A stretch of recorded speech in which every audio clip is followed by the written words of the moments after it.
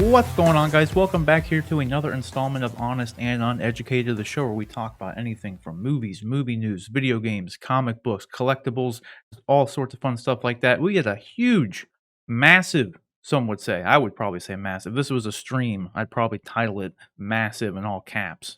Massive week of news. So I don't even know how we're going to condense a lot of these topics into like kind of one thing. There's like 4 or 5 different DC related stories, both animated, DCEU related, tons of different stuff with that. There's big news as far as companies merging. Unfortunately, this whole AT&T HBO or AT&T and Warner like split cutoff thing happened the day our show came out. So this being a weekly show, this is going to be our first time to kind of talk about that. Then later on during the week, news came out that Amazon's potentially going to be buying MGM. So that's huge.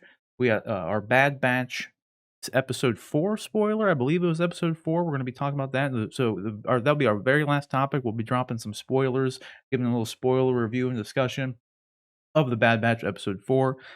I'm still pretty blown away about that show. Like I'm very surprised that I like it as much as I did. I was never the biggest fan of Clone Wars, although I'm rewatching Clone Wars now. And once you get past that first season, I think John can attest to this. It's a lot better. But man, that first Yeah, season, a lot of it's a struggle just to get through. Like, my God. Speaking of a definitely. struggle to get through, though, we're also going to be talking about Army of the Dead. That was a good segue. And that'll be we'll talk about that in a minute because I know John and I have watched that. So we'll give our review, maybe a brief spoiler stuff. We'll probably try to stay away from spoilers, but I'll give a warning if it comes up when we actually do it. So, but nevertheless, joining me today to kind of break all this stuff down is, as always, here is Rick Metz himself. How you doing today, Rick? I'm good. How are you? I'm good, man. Like I said, it's been a big week. It's been a Yeah. big week. It's There's been. a Have lot you of had a good stuff. week? Yeah, got a haircut. Got a new lawnmower. Wow, look So at that. things have been pretty excellent. Oh yeah, you were saying it was like an electric mower, right? It is, yeah. And it's cool. I like it. Yeah, that's Looks like good. a spaceship. Well, that's what I said. You mentioned the sound, and I think that'd be the only thing I would think kind of cool would just be that you wouldn't hear it. You just kind of like a Tesla. Like I think you even said like the electric cars, you just don't hear them. It's They so just weird. sneak I've up on driven you. a Yeah, Tesla and it's like the strangest sensation, but right. It's very odd. But we also have John Knight himself. How you doing today, John? I'm doing good. I'm doing real good. I think we might have a little difference of opinion on Army of the Dead, but we'll get into that. But other than Yeah, that, things are good.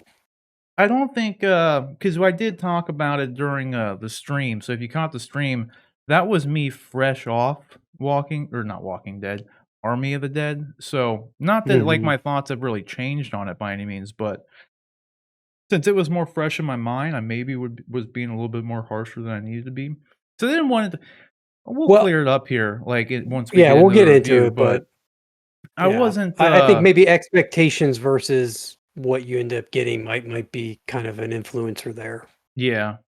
Yeah, we'll get into it. It'll be the pretty much first thing we talk about here. So, but before we get into anything, guys, do not forget, you can submit topics and questions for us to cover here on the show by emailing us at honestanduneducated@gmail.com. That's honestanduneducated@gmail.com. Also, our this also goes up in podcast form. That's what I was trying to say. So if you can't always catch the show here on YouTube, go and search Honest and Uneducated on your podcast platform of choice, Spotify, iTunes, Amazon, whatever you use. Search Honest and Uneducated, subscribe to the podcast, and you can just listen to it on the go, however you please, or if you prefer the podcast form. It's out there. The only thing you kind of do lose out on is if I bring up a picture of a cool hot toy or something, you ain't gonna see it. But that's why you come back to the YouTube channel. So other than that, though, every Wednesday we do our collectible reviews. So like said hot toys, if I do show one off, I'll do a review of it every Wednesday is when those go up. So check that out. Latest one I did was this custom Slade Wilson head sculpt for my Deathstroke hot toy, and it looks awesome. It's very good. I'm very happy with it. Got that for 1/6 kit. So go and check those out. And then every Friday we do our live streams, as we mentioned before. So I'll do the figure unboxings and do all that sorts of stuff every Friday, normally between 8 and 9 p.m. ESTs when we go up. So I always say I'm sorry to all the West Coast folks. I know that's getting pretty late, especially the any UK fans. I know that's it's pretty much impossible for y'all to watch the live streams. So we probably need to at some point do some earlier streams for our West Coast and UK folks. But having a regular 9 to 5 makes that kind of difficult. So, nevertheless, I do have some things off the top here. If you did catch the stream, this past Friday, I mentioned, Rick, you guys may remember. I don't remember if you both were on when I was talking about this, but either way, because it was kind of a shorter stream than normal. Um, but I mentioned that we were going to be going, my wife and I, we were going to be going shopping to like some flea markets and stuff. And I was hoping that I would pick up some good stuff. I did pick up at least one good thing that I showed you guys. I just want to show this off here. I picked up this dope tapestry. It's a Star Wars tapestry here. Obviously, it's got all the Sith Lords on it. Sub Boba Fett. And Yeah. I've been saying, and Rick totally agrees. John has a little bit different view on this, but it's my tapestry, so I can say whatever I want about it. Mhm. The only if you're noticing this though, there's one thing that's out of place here, and that's Boba Fett. Like everyone on here. Now here's the thing. I don't mind that Boba Fett's on here. I think this thing's great. I mean, I obviously bought it. This was only like $22, I think, too, at the flea market from the woman who makes these. So it's really good quality for only being like $22 as well. I think it's about like 5 feet by 4 feet long, so it's pretty large. And but yeah, Boba Fett here is the only non-Force user here, like let alone Sith, is the only non-Force user here. But what bugs me the most about it is they got my boy Darth Revan up here from KOTOR 1, then they got my boy Darth Nihilus from KOTOR 2, but then they're noticeably missing is Darth Malak, who was the villain of KOTOR 1. And he's like Revan's bro. And so it's like of all the people to be next to Revan, it should be Darth Malak. Like, I don't get it. Like it's weird to me. It's weird to me because here's John, I was mentioning you, like the artist who made this. Like I said, I don't know if they Yeah. just took a bunch of different, pictures or if this was all like hand drawn by this person initially. I have no idea. But I don't know why Boba Fett is in this location. It's fine that he's on here. Like, I'd be cool if he was like down by, honestly, he'd probably be in a better spot behind Palpatine and Vader. That would have been like where they should have put him, in all honesty. Yeah.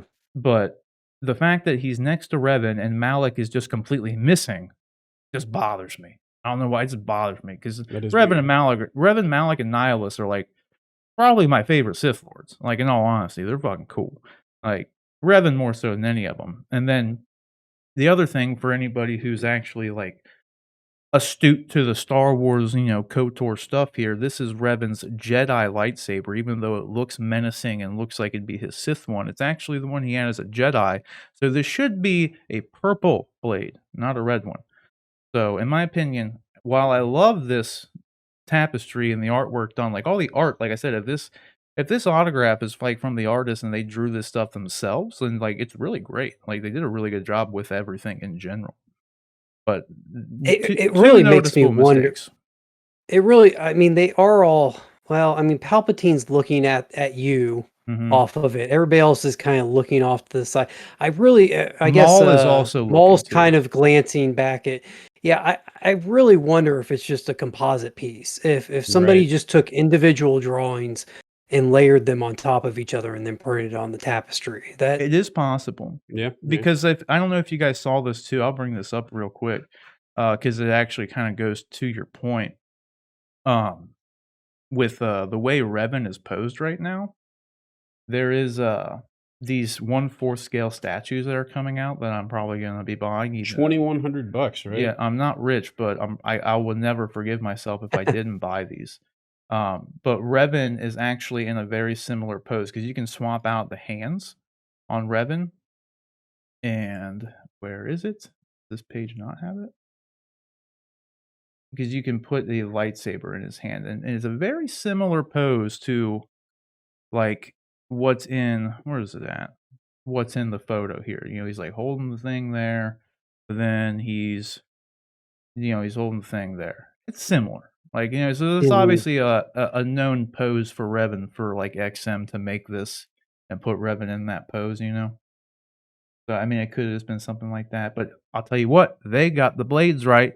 They got the purple blade on the Jedi hilt and on the Well, Sith for that hilt. much money, I would hope so. Right. Yeah, But those right? look sick. I mean, These are and amazing. actually, it's not the price isn't that. I mean, it's a lot, but it's not when you consider it makes it each one statue what $1,100, $1,200, Yeah, I which think is pretty. It's like You said they're 1,800 for third both. scale, They're a 4th scale. So quarter yeah, so quarter they're scale. I mean, quarter scale. that's pretty It's a pretty close to fair what. price. Yeah, 'Cause, like, yeah, even, like, the quarter scale Hot Toys figures, they normally run between 5, six. Yeah, $600, Is so the Malik's jaw breather thing not present? yeah, it's probably switch I outs. was gonna say you can probably take it off or something. Yeah, there's probably switch outs for them, so you could probably put the mouth plate on and then keep it off. Because you can buy these individually as well, like, you don't have to get them as a set, but they're making them to go together, so, like, as you can see, you can combine the bases to give it more of, like, you can have them fighting together, you can have them versus each other, you can do a lot of different things with them. I'm thinking about this would be kinda hard for anybody who hasn't been to my house to know, but you know where my back door is? Yeah. Thinking maybe I could put one on each side of that. It'd be really cool, you know, Yeah. get a two-tier Besta, put them there or something, and then boom, both facing each other, or put them in, I don't know, somewhere. I could put them right behind me or something. These are such cool pieces that if I do wind up getting these, I would want people to see them all the time, so maybe putting them right behind me here would be pretty cool, That'd be cool. like, but nevertheless, I would wanna see them more because 'cause they're awesome, so, like, I'd probably want them in my house, so I don't spend all my time out here, but either way, we got that. I might end up getting these, I don't know yet. It's very expensive. This is, not, this is in, Singapore money, so this is not how much it actually cost.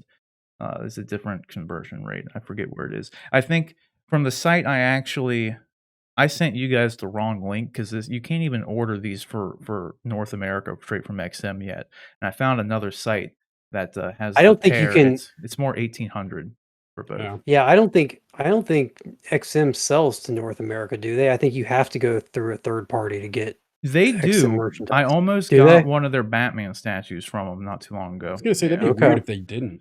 Like that's a Yeah. huge market they'd be missing out I on. I thought there was some sort of like customs issue or something where they weren't, because I'd seen some other XM stuff that wasn't available in the Yeah, and I mean, US. things may have been really affected by COVID too, like, they might have to change all that stuff up. Because this was when I was looking at this Batman statue, it was pre-COVID, and there was an option to ship it to North America.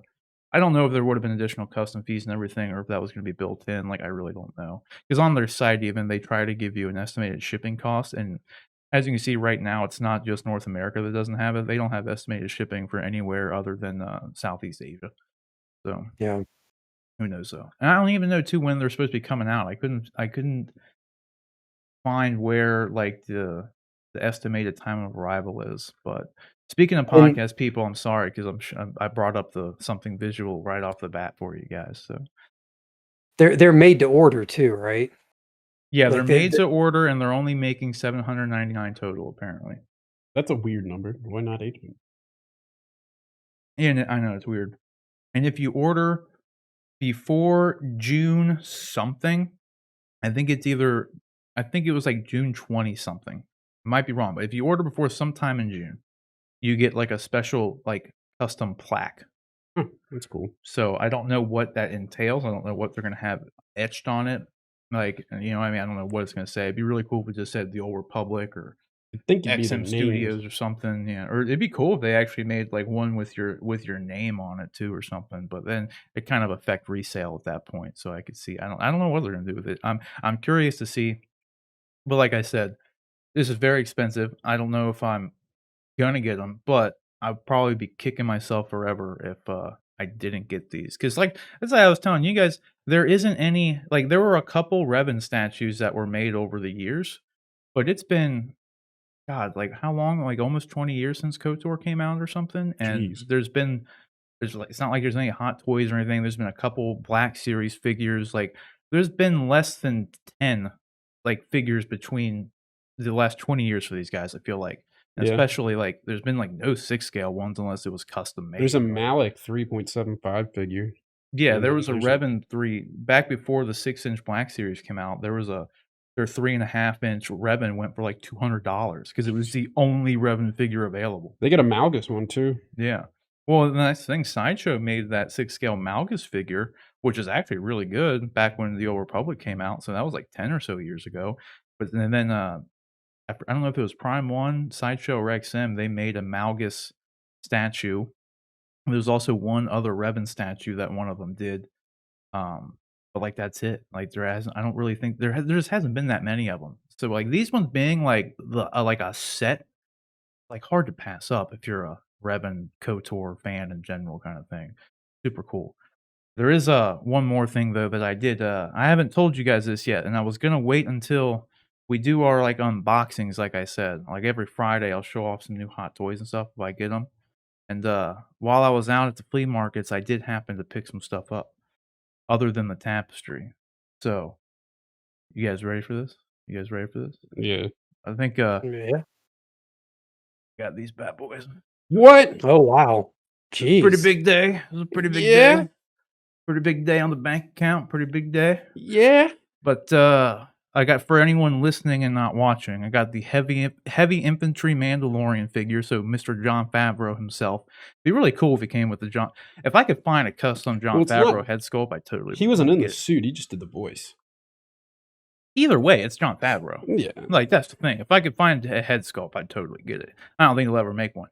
Jyn Erso, the deluxe edition from Rogue One, and Director Krennic from Rogue One. Pretty big day. Pretty Yeah. big day. That's All awesome. This is these, a lot. all of them are new in box as well, not used. Where'd you find those? I got Heavy Infantry Mando and Jyn Erso from the same guy at the flea market. So at Trader's World, the same guy had both of these. And then we went up to the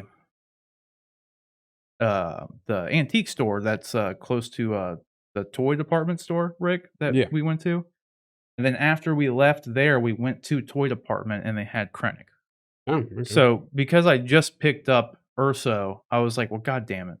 Like I can't, there's only Krennic goes with it. yeah, there's only 2 figures that go with her, and it's Krennic and K2. Like that's it. I don't Yeah. got anything else I could put with her. And so thankfully too, this goes to show how great my wife is, because I just bought these 2 prior, and I didn't have to really pay all that much for them either. Like it was obviously over retail, but like if you consider what taxes and shipping costs would have been for all 3 of these new, I really only had to pay like a couple hundred over retail, I think, Yeah. like between the 3. So it really was. I'm interested to see bad. that heavy infantry Mando figure. It's really cool. But nevertheless, my wife, because I just bought these, I didn't want to get the money to spend the money on Krennic. So my wife essentially paid for like 5/8 of it. So then I would pay just a little under half for it. She offered to get it, because obviously it was right there when I walked in the store, and I was like, God damn it, they have Krennic. Like, and I just got Dang. Jyn. Like, damn it. I was like, I can't spend the money on this. And then she picked up something for my stepdaughter while we were there. And then we were checking out. She was like, if I pay like X amount, will you pay the rest? And I was just like, yeah, I will, but that's up to you. Like, I was like, I'll totally buy a hot toy for that much money. Why not? Like, Right. so nevertheless, I'll have some unboxings to do on stream. We'll do like a preview of them, and look forward to these reviews coming out soon. So I'm pretty excited to have these. With this too, with these 3, I will no longer have to wait for some pre-orders to come in to get those 3 D-tops completely full of Star Wars figures now. So that's another bonus. So now I can move all the DC figures out to their own, fill it up. That heavy infantry. He's a thick boy. Heavy Infantry is a cool figure, dude. Is he bigger than like a regular 1/6 scale? No, he's pretty much the same size as everyone else. Just thick. Yeah, he's a beefy boy. He's a little bit thicker. He's actually surprisingly pretty lightweight too, because he's not like die cast or anything like that. I think it'd be cool for them to make like a Mandalorian piece with die cast on it. Honestly, That'd be cool, like I'm the so- Beskar. yeah, like I'm surprised they haven't made one. Like I'm sure one's coming eventually. Like I wouldn't doubt, maybe I'll have to read more into it because I have it on pre-order. But I wonder if like the quarter scale one's going to come with any die cast pieces. It would make sense since it's so much bigger for him too. But I don't know. Well, That's a lot of pigs. it was a dude.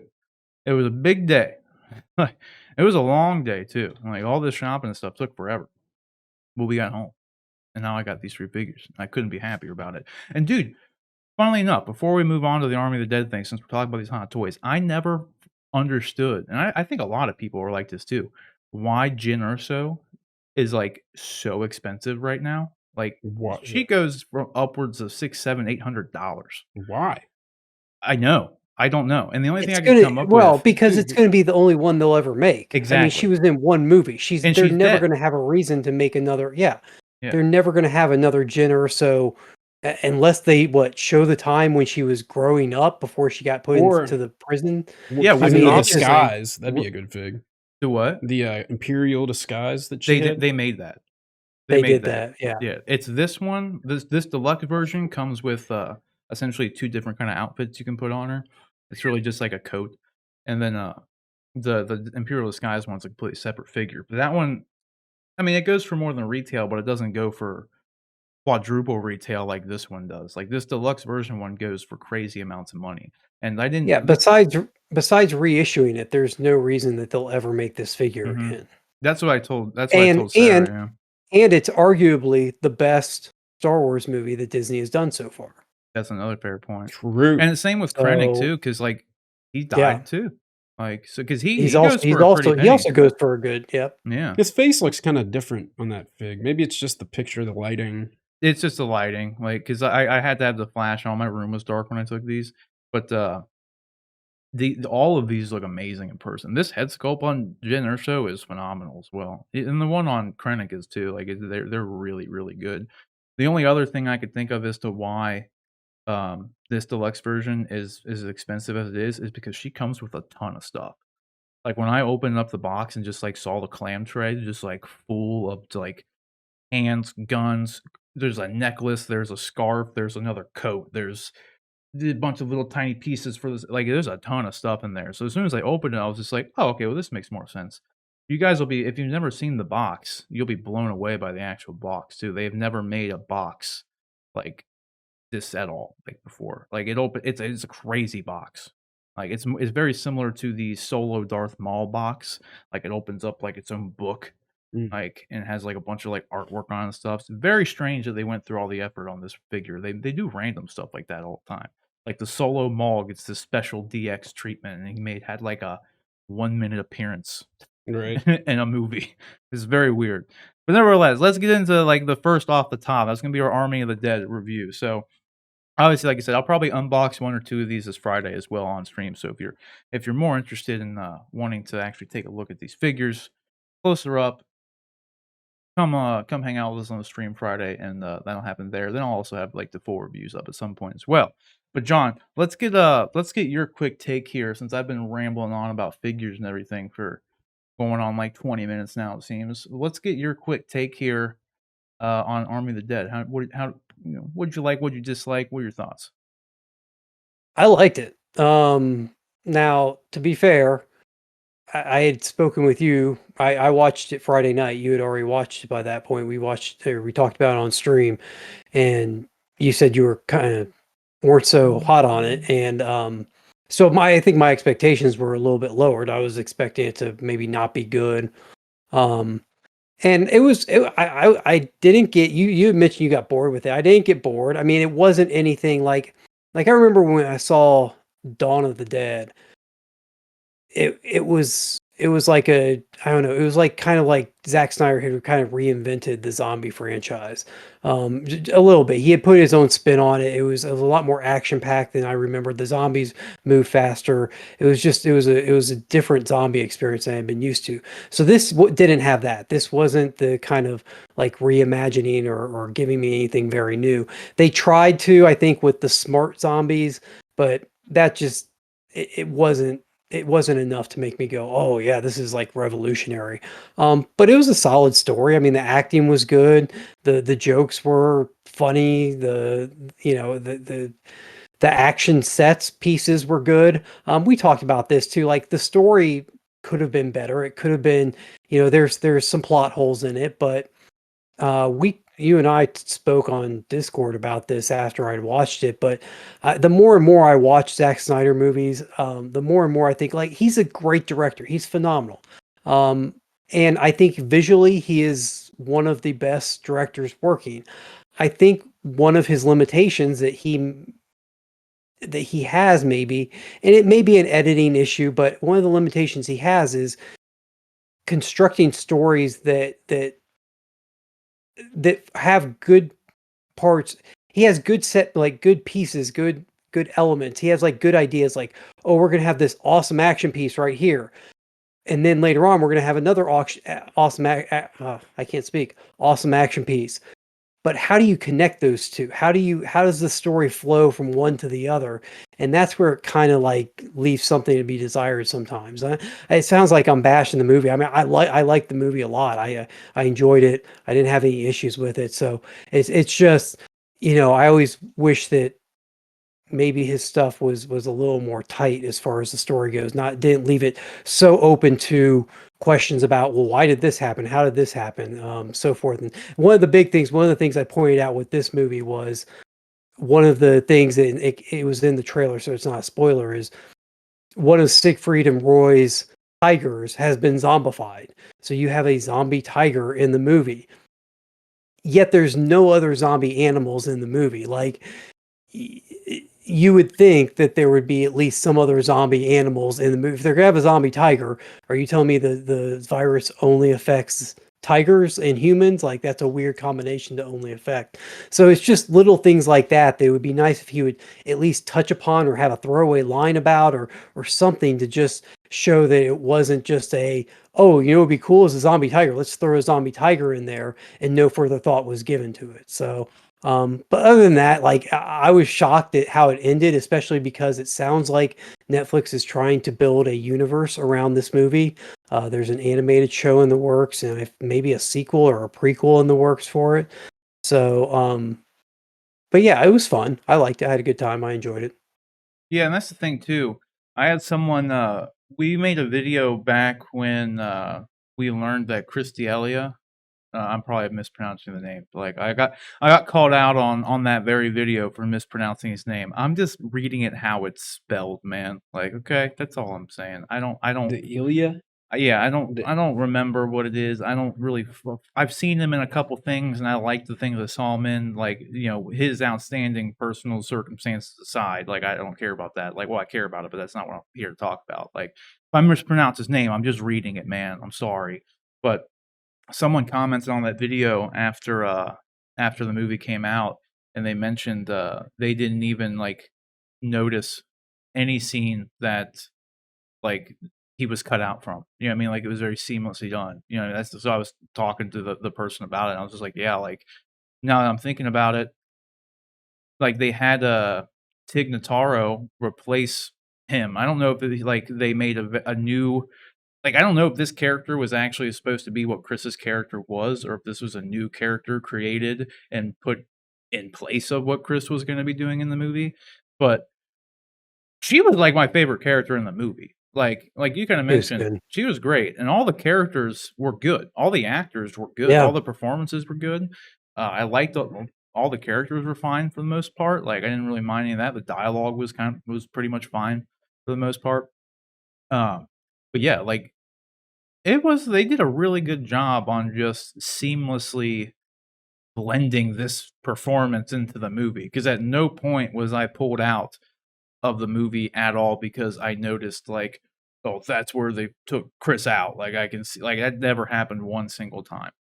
So they did a good job with that. The only other thing that I was like kind of like hampering on, because like I said before, if you caught on my first kind of review or my first thoughts on it during the stream this past Friday, it probably sounded more negative than like I wanted it to by any means, because like I didn't hate the movie, and I don't think it's a bad movie either. Like, I think there's the stuff in it that happened that I liked, like, and it was good, and I would like to see more of it.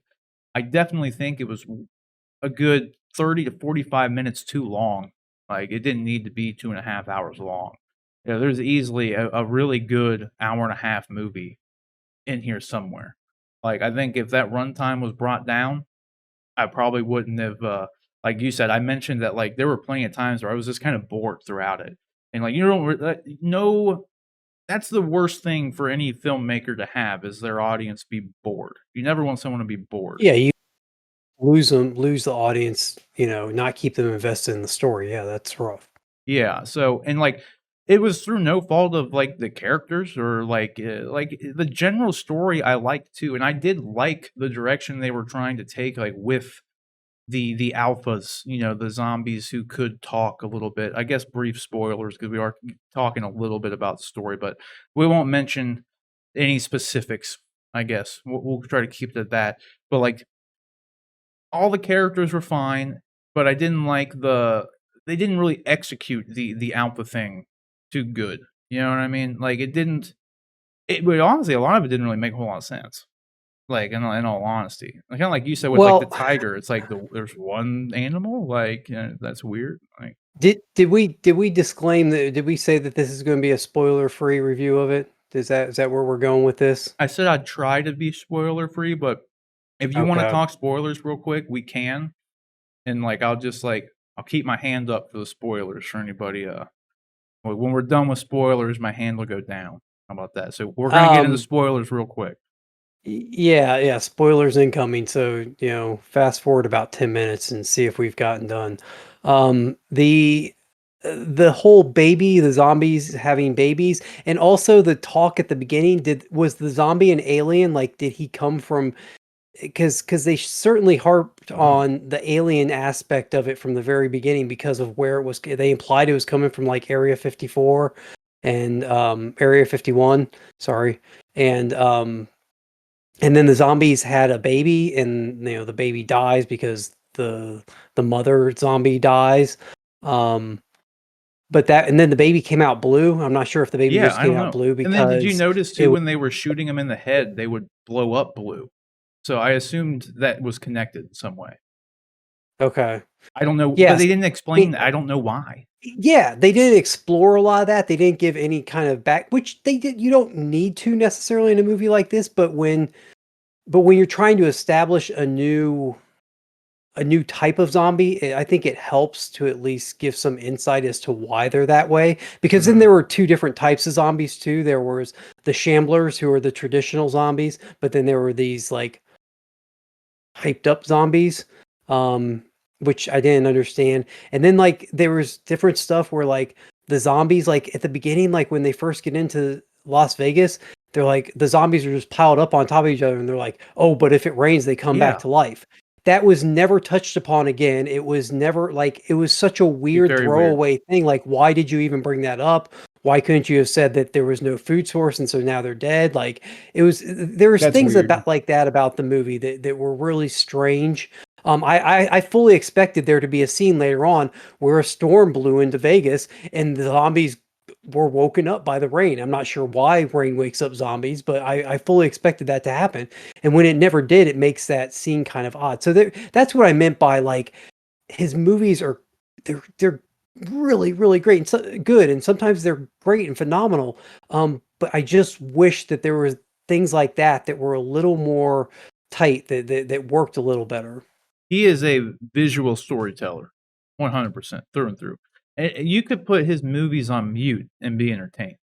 Like it's like a lot of people say, like Sucker Punch, for instance, is like the worst movie he's ever done. Oh, it's terrible. And I think definitively, out of everything he's made, you can't really argue that by any means. But if you put that movie on mute and just watch it, like it's visually exciting and visually entertaining. Like it's just the rest of the movie that sucks. You know what I mean? Yeah. And oddly enough, he completely wrote and directed Sucker Punch, and he completely wrote and directed this movie as well. So that kind of leans into more of what we're kind of both getting at with like his biggest problem is executing narrative and like maybe borderline even creating a cohesive narrative, considering he wrote this one and he wrote Sucker Punch. So, it kind of lies in there a little bit, like I would say, because like visually, it's great. The only thing I didn't like visually, and I mentioned this on the stream, and like we didn't really get to talk about it too much, and I even mentioned that I don't know if this would have stuck out to me as much if I didn't hear somebody else talk about this. But Are you done with spoilers? no, I am going to spoil one thing here in a minute. Okay, I just didn't, yeah, I'm because gonna keep we're it kind up. of in generalities. Yeah. Okay. But he did this thing with like a soft focal point, and I used Rik as an example here, and I'll do it again real quick. So I'll put my hand down because there's no spoilers for this right now, so you can be good on the spoilers for this moment. I'll put my hand back up because I have one more thing to say about spoilers here in a minute. But Rik, I'm gonna put the camera on you for a minute, and you see how the background is blurred on Rik right now. So his entire movie was shot with like this is a normal thing. Like having the background out of focus is normal. But throughout the entire movie, it was like this. Like maxed out camera blur, and it would be and like if you can see right behind Rick's head, it's even blurring the chair like a little bit. There were so many scenes in the movie where like someone's arm would be out of focus, like his mic arm That's right stupid. now would like that shouldn't be like that drastically out of focus. And it's just like I said, I don't know if this would have even bothered me as much if I didn't watch Stuckman's review, or that was pretty much his main negative thing that kind of he talked about as well. You can go watch his review if you want his opinion on it, but he mentioned that as like a problem to him, and I just couldn't stop noticing it. And I don't know if like Yeah. again if it wasn't because of if if I only noticed it as much because I heard him mention it, or if it's something that like it didn't necessarily bother me, but it was like every scene had it.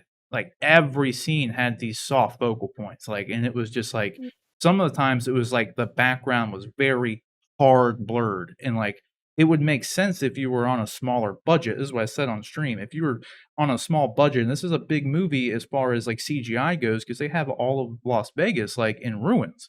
So it would make total sense to me if you want to like save some money on some CGI landscaping essentially. So you just blur out the background so you don't have to do like super high res textures on the in the foreground and stuff. That makes sense. Like, but it's a whole damn movie. Like when people were in a completely practical set sitting in a diner. Like there's one scene in particular where like I remember explicitly Dave Bautista's arm goes blurred out of focus when the camera's focused on him sitting at a table in a diner. And I'm just like, dude, that's a little bit too much, right? It Yeah. didn't ruin the movie or anything, because I still think the story itself is the problem. Visually, the movie's fine. I wouldn't have used as much of the blurred background stuff as he did. That's the only thing, because it's I just it I sticks only out. I noticed it. I'm not sure if I noticed it again because I was told ahead of time or what. I did notice it a couple times. My issue with as far as that went was like the movie seemed very dark and not tonally dark, but just color wise it was dark. Like I actually stopped the movie at some point and put on something else to make sure one of my TV settings hadn't gotten screwed up because I had such a hard time like picking up some of the stuff that was going on in some of the scenes. I wanted to make sure that so it's a very dark colored movie. Palette Mhm. is dark in a lot of the scenes. Um, so that was, again, that was all. That's when I get to those types of things. For me, they were for me as far as they went for this. It was pretty nitpicky. I forgot about them. They came up once and I thought about it. I was like, oh well, and then I got right back into it.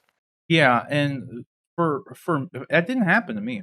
Like for whatever reason, so it's obviously that kind of thing is gonna be different for everybody's TV. Biggest Yeah, example I can have for that is what it was in the final season of Game of Thrones, like the battle at Winterfell. Like I couldn't see shit. It was And so no, yeah, dark. like, and it's and like they said, they even came out and said like it was their bad because they did all the color correction, everything on like a very specific type of screen, and they didn't do anything to kind of more generalize the colors. There's things that you literally just can't see in that. Yeah, Like no, it it's just terrible. it's yeah. black. I'd like to go back and watch it now on my new TV because I before I just had like a 65-inch just generic Samsung 4K TV from like way back in the day. Like when the 4K stuff kind of first came out. Now I have like a 77-inch OLED with Dolby Vision and what have you. So like I know you were watching on your OLED probably too, right? Yeah. Yeah. So it's weird because mine I didn't have any problems with the darkness and everything, but like this TV is Dolby Vision and shit too. So maybe they color coded this for Dolby Vision, and that's why I didn't have any problems. I don't know if your TV is Dolby Yeah. Vision. Like I don't know, I but don't remember. that's a very niche Probably not. group of people Yeah. to, like, make a movie for, though, because like, not everybody has that kind of stuff built in their TV. So I'm gonna do my quick last spoiler thing, and it just has to do with, like, the characters and stuff, so if you don't just hands up. So, the only thing is, you kinda touched on this. Final warning for spoilers, it'll only be, like, 5 minutes. Um, they killed everybody. Like Everybody. like, everybody and it's like, it's so weird because they do all these things to like, Dave Bautista had this scene with, like, the woman in the photo here who, like, they apparently had, like, a history and almost got together at some point, it seemed, and literally 3 seconds later, they killed her. She's dead. Yeah. So it's like that whole emotional moment meant nothing, and then it means even less when they killed Dave Bautista off.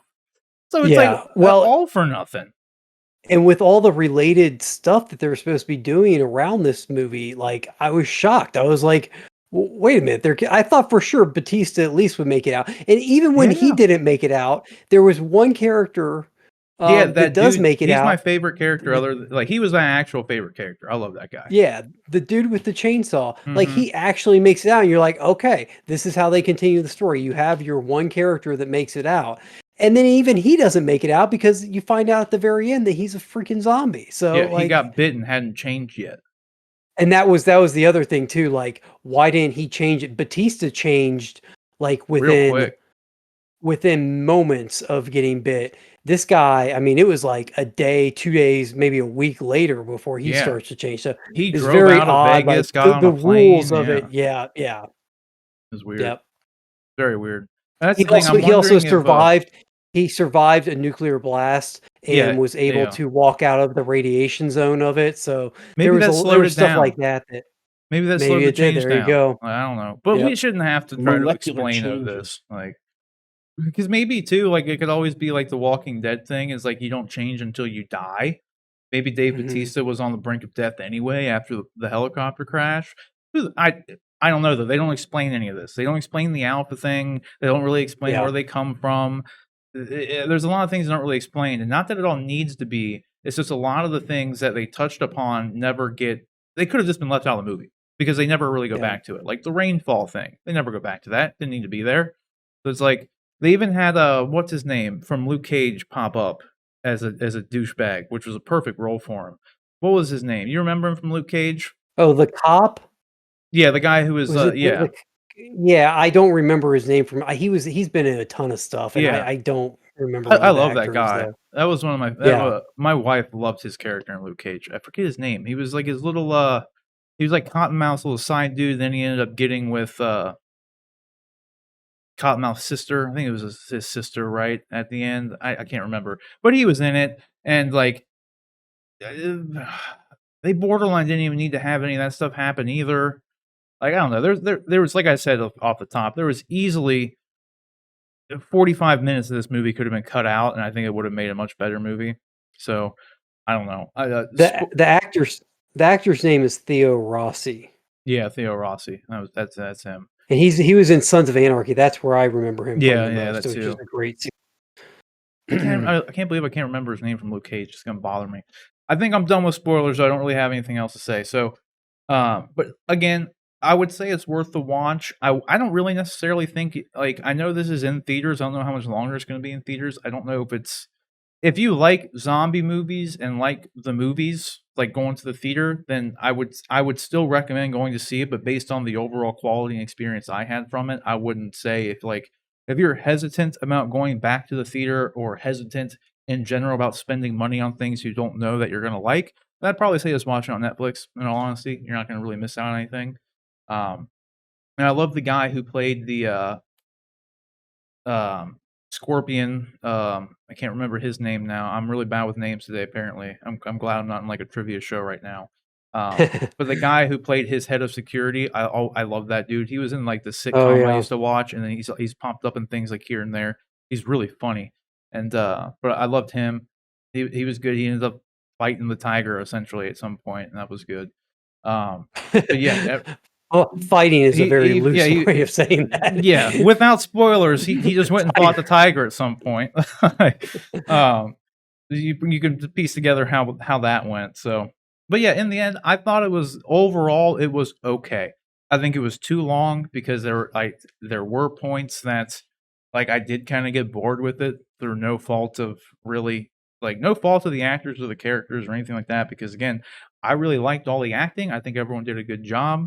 I liked all the characters, like they were all good. There was even the guy who was like the social media guy. Like he was in a show that I watch on Netflix called Atypical. He has an affair with the main character. That's not a spoiler for that show or anything, but the show is really good on Netflix. You should go watch that. But he plays a part in that. That was the first time I ever got exposed to him, and I like him in that. He's good. So it's a really strong cast, and it's a shame because like I actually did I like the characters. So I don't want to get into spoilers or anything. So I'm just gonna leave it at that. So, but yeah, Out of 10, 1 to 10, what would you give it? I don't know. I don't like everything's I'm so put subjective. I know, but I mean, it's just an easy way to compare, I guess, is to drill it I down would and make honestly it probably easy. give it like I'd give it like a 5.5 just to be rated fresh because I don't think it's a dumpster Yeah. fire. Like, so I wouldn't want to make it I'd rotten. give it like a 7 or a 7.5, Yeah, 7 or 7.5 probably yeah. Because for me. I don't So like doing the ratings. I think I talked about this last week or at some point because we live in such a like it's either a 10 or it's a 0 to people. So if I say it's a 7, I'm gonna get a message like, "How did you hate the movie? How? It's great." And yeah, I was like, "I gave it a 7, man. Like that's it's good." only a Like, few less than yeah, yeah, like it yeah, doesn't mean I hated it. Like hating it would have been like a 1 or a a 2. 0.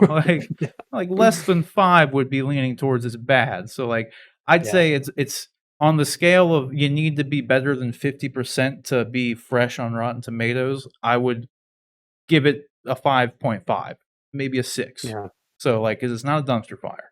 I just think there's some yep, things that could have been tightened up with it. Script could have been better, length could have been cut down, and just some things explained better. Like, and then it would have been more enjoyable. Like, but so the question is though, guys, have you seen Army of the Dead?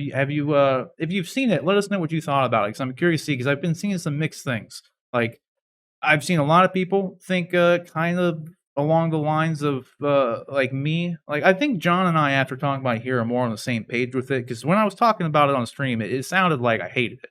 I didn't hate it. It's just it wasn't as good as it could have been. Because I feel like there's a lot of good stuff there. Because it wasn't really my expectations that made anything. Because I really didn't have any. The only expectations I really had was like he made Dawn of the Dead. Like his version of Dawn of the Dead, I really liked. So I just assumed it would be good. So, and I would say it was good. It just I feel like there's enough stuff in there that to where it could have been great, you know? So that's it's kind of disappointing to me on that level, but if you've seen Army of the Dead, let us know what you think down in the comment section below. All right, guys. So our main topic, our first main topic, we'll say, even though we've been on for an hour now at this point, so we're gonna at some point we're gonna speed through this probably. Who knows? Stand by. We might go for 3. Who knows? But either way, our first main topic came out last week, as I kind of said off the top, so we didn't get a chance to talk about it, but we're gonna talk about it now, and that is the AT&T selling off Warner Brothers, essentially. So we're going to talk about that because that's big news because that's been acquired by Discovery. And I'll get into that more in a minute because I am going to circle back to that because the other thing we're combining these topics because they both came out and they're both very similar. So Amazon is going to be buying MGM, which is pretty big for Amazon too because MGM has titles like they did The Hobbit. They have the distribution for James Bond right now. So I mean, there could be a lot of big things kind of tied in that pretty much for Amazon to get like exclusive like rights to in a lot of ways. Because now at this point, if everything straight carries over, for instance, then Amazon would have the rights to distribute Bond films. You know what I mean? I don't think the Broccoli family has any intention of selling the actual IP of James Bond, but they'll probably just renegotiate the contract after 'cause I don't know the details of, their distribution rights with MGM on, the Bond films, for instance. I don't know what that is. So, like, initially, since Amazon's seemingly going to buy them, that contract would stay in place until it's set to expire, but I don't know what that is. So, for the time being, Amazon's gonna have distribution rights for Bond, as long as the company, like, stays up. Like I said, I don't know what the contract is, so, like, if there could be a clause that says, you know, "If MGM gets bought by any company, then you lose," you know, whatever, and it could be gone, so who knows? So we're gonna talk about that, and we're gonna talk about the AT&T thing. I wanna talk more about the AT&T stuff right now, though, because in the end, this is huge, like, huge for in a lot of ways, and I know there's been a lot of confusion about this, and I'm hoping now after it's been kind of news here for about a week at this point that I'm hoping a lot of it's been kind of cleared up and people aren't as confused because I know there was uh, some kind of like confusing headlines out there because it's the main thing that was throwing people for a loop was that Discovery has I'm just going to clear it up now. They have bought Warner Brothers in its entirety. So AT&T has nothing to do with Warner Brothers like anymore when this happens. The confusing bit comes in when they saw that the AT&T shareholders are still going to own, like, I think it's 70. 71% of the shares of this new company. So Discovery buys Warner Brothers, and they're going to be making a new company out of that, like Warner Discover, whatever. Who knows what it's going to be called? Discovery Bros. Discovery. That'd be good, dude. Right. Discovery Bros would be cool. Too bad they dropped Discovery Bros when Bros. AT&T came in and made it WarnerMedia, but they could always go back. That'd be cool. I think it's imperative that they keep they don't make the same mistake HBO Max made, and they need to keep the Warner name associated with it on some level, because we've talked about it a million times. HBO Max coming out was the most confusing thing in the world for everybody, even people like us who are like attuned to this kind of information. Like HBO Now, HBO Go, HBO Max. Like, it's just, why not just call it Warner Max? Like, what, it's called Warner Media, like the company. Why don't you just call it Warner Media? Just call it, like, it's just a streaming service. You buy it. It's Warner Media. Discovery has their own streaming service. It's just called Discovery. Like, fuck, like, just do it. Just do it. I get why they did it, because HBO was the brand. But I said it before, the marketing sold itself, because if you were advertising the Warner streaming service, all you do is say, it comes with HBO. And you're like, oh, cool. Like, this is just, when it's called HBO Max, it's just like, don't I already have that? But either way, this is huge because, for one, most people have pretty much considered, at least in my opinion, and I do agree with this statement in a lot of ways, that things haven't been so great for Warner Bros. Or Warner Media, whatever you want to call them, ever since AT&T took over. AT&T is primarily a telecommunications company, as you know. Like, they did your internet, your cell phones, your cable, and all that stuff. And they're not. It's not their first time spending a ton of money on something and kind of like failing at it, because they just, I might get the numbers wrong, but just not too long ago they bought the DirecTV, and like they ended up selling that out. I think they spent like, God, I want to say like, man, I forget how much it was. I think it was 40 million or something, and then they ended up having to sell it off at a loss, like, because it just, they couldn't do it. Like, I don't know how they messed like that up, because it's like kind of something they already do. Like, they're a telecommunications company, so running DirecTV you would think would have been easy for them to do, but it wasn't. So they had to sell that off, and now they. Do you remember off the top of your head how much they bought Warner Brothers for back when? Because I know I think it was 80 billion. A whole lot. Yeah. I think they spent 80 billion on. Yeah, okay, it spent 85 billion on buying Warner Brothers initially. So now they've sold it off to Discovery for 43 billion. So, and that's what I'm saying. Like, I know it's been confusing for a lot of people. I'm hoping it's kind of been cleared up for everyone now that a week has gone by. But like, a lot of money. because Discovery's paid them, like they have nothing to do with it anymore. Now there's AT&T, the company, who are run by X people, but then there's the shareholders above AT&T, the people who actually own the company. Like, they own the shares behind the organization. They don't run the AT&T company. Like, you and like we could own shares in AT&T, like, but we don't run the company. You know what I mean? It's a very different thing. Yeah. The people who own AT&T or run AT&T they no longer have any ties to Warner Media. The shareholders of AT&T still own 71% of Warner Brothers, and as it goes into this new company, because it's not just Warner Brothers, it's the Discovery Warner combining into Discovery Bros or whatever. That's going to be owned by 71% AT&T shareholders, not the company, and then the remaining 29% or whatever is going to be Discovery shareholders. So it's not. That's where it's confusing to me. Like, so if I'm an AT&T shareholder, and the fact that they said that, AT&T was spinning them off into a new company, like, I made the example. Some articles were confusing, yeah. Yeah, if I own or if I own a comic book store and I spin off the toy section of my comic book store into a completely new store that's just about toys, like, I'm still the owner of that store. Even though it's a separate store that's just toys, I'm still the owner of that store. I still get the revenue and have influence on how that store works. If I'm not the owner, then who becomes the owner? How does that? Right. So it's a very complicated process. I'm very confused. I'm still confused about because it says that 71% of the shares are going to be held by AT&T shareholders. Does that 71. mean if I'm an AT&T shareholder and I have 100 shares of AT&T, will I get an additional 10 shares of this new company that comes out, or do part of my AT&T shares convert over to this new company? Like I don't understand the whole idea behind it. Is it do they just make it up out of thin air? Do you just receive in the mail one day your certificate saying that you now own 10 shares of this new Yeah. company? It's yours now. So Yeah. That's it's something a we may never complicated know, process. I too. need someone to do it. Somebody that understands this stuff to do a deep dive and write an article The on how market exactly this and process works. Because that's my biggest fear is that AT&T will somehow exert some amount of influence over the decisions going forward.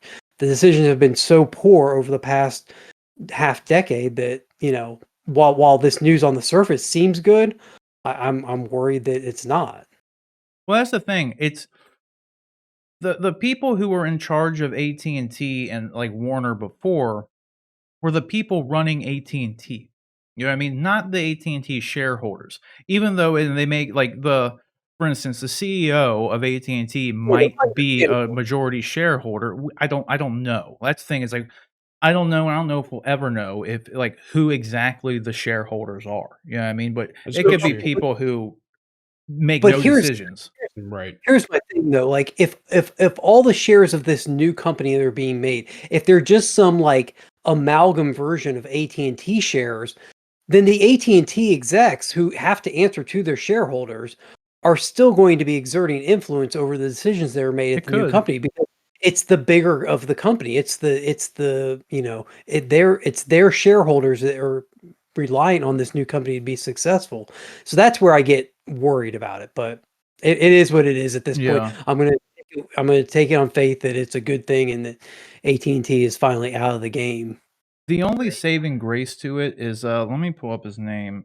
Who is the CEO of Discovery? This new company, like Discovery Bros or whatever it's going to be called, Warner Discover, like who knows? We should do like a poll and see if we can once they do announce it if we get it right just for fun. Discovery Bros would be incredible. Discovery Bros would be awesome. It'd I don't be think it would incredible. ever happen, No. but like we were running that company. That's what it'd be called. It'd be Discovery Bros. Like, come on, like why would The it not? bros that discover. Like, but Warner Discover sounds good. Like, I don't know. I could honestly see it being called Warner Discover, and then instead of it being WB, it's now WD. So it's like WD. very similar in that sense phonetically. But the saving grace to it is the CEO of Discover, so the guy who has led Discover to all the success that they've had, like with their streaming service and just over the years in general. Um, he's been the David Zaslav has been the CEO of Discover since 2007 January. It's a long time. So he is going to be in charge of this new company once it's everything's finalized and everything's good to go. None of the leadership from AT&T or Warner Brothers or anything are going to be actually leading the company itself. It's a guy who has been running Discovery for, the last 14 years and who has led them to some very good success. Because it's crazy. I would have never thought that a little thing that like just a Discovery Network getting their own streaming service like offhand sounds like a stupid idea.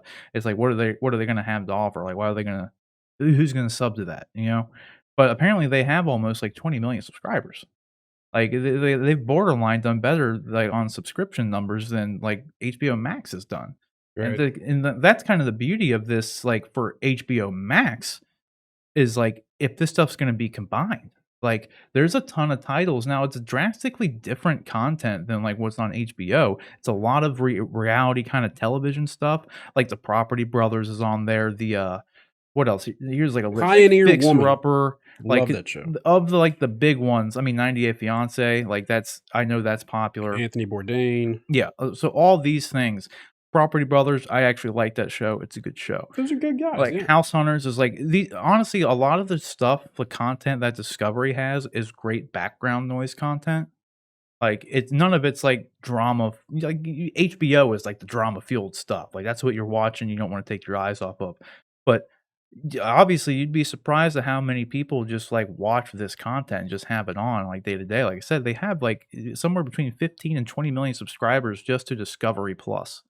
Like, which is crazy because it's all this is their content. Like it's nothing that we're like nothing that we talk about on our show. You know what I mean? It's not what our show's about. Like we talk about like the movies and movie news and stuff like that. They have a show called UFO Witness. So Rick, we've been talking about We Want to Believe coming back.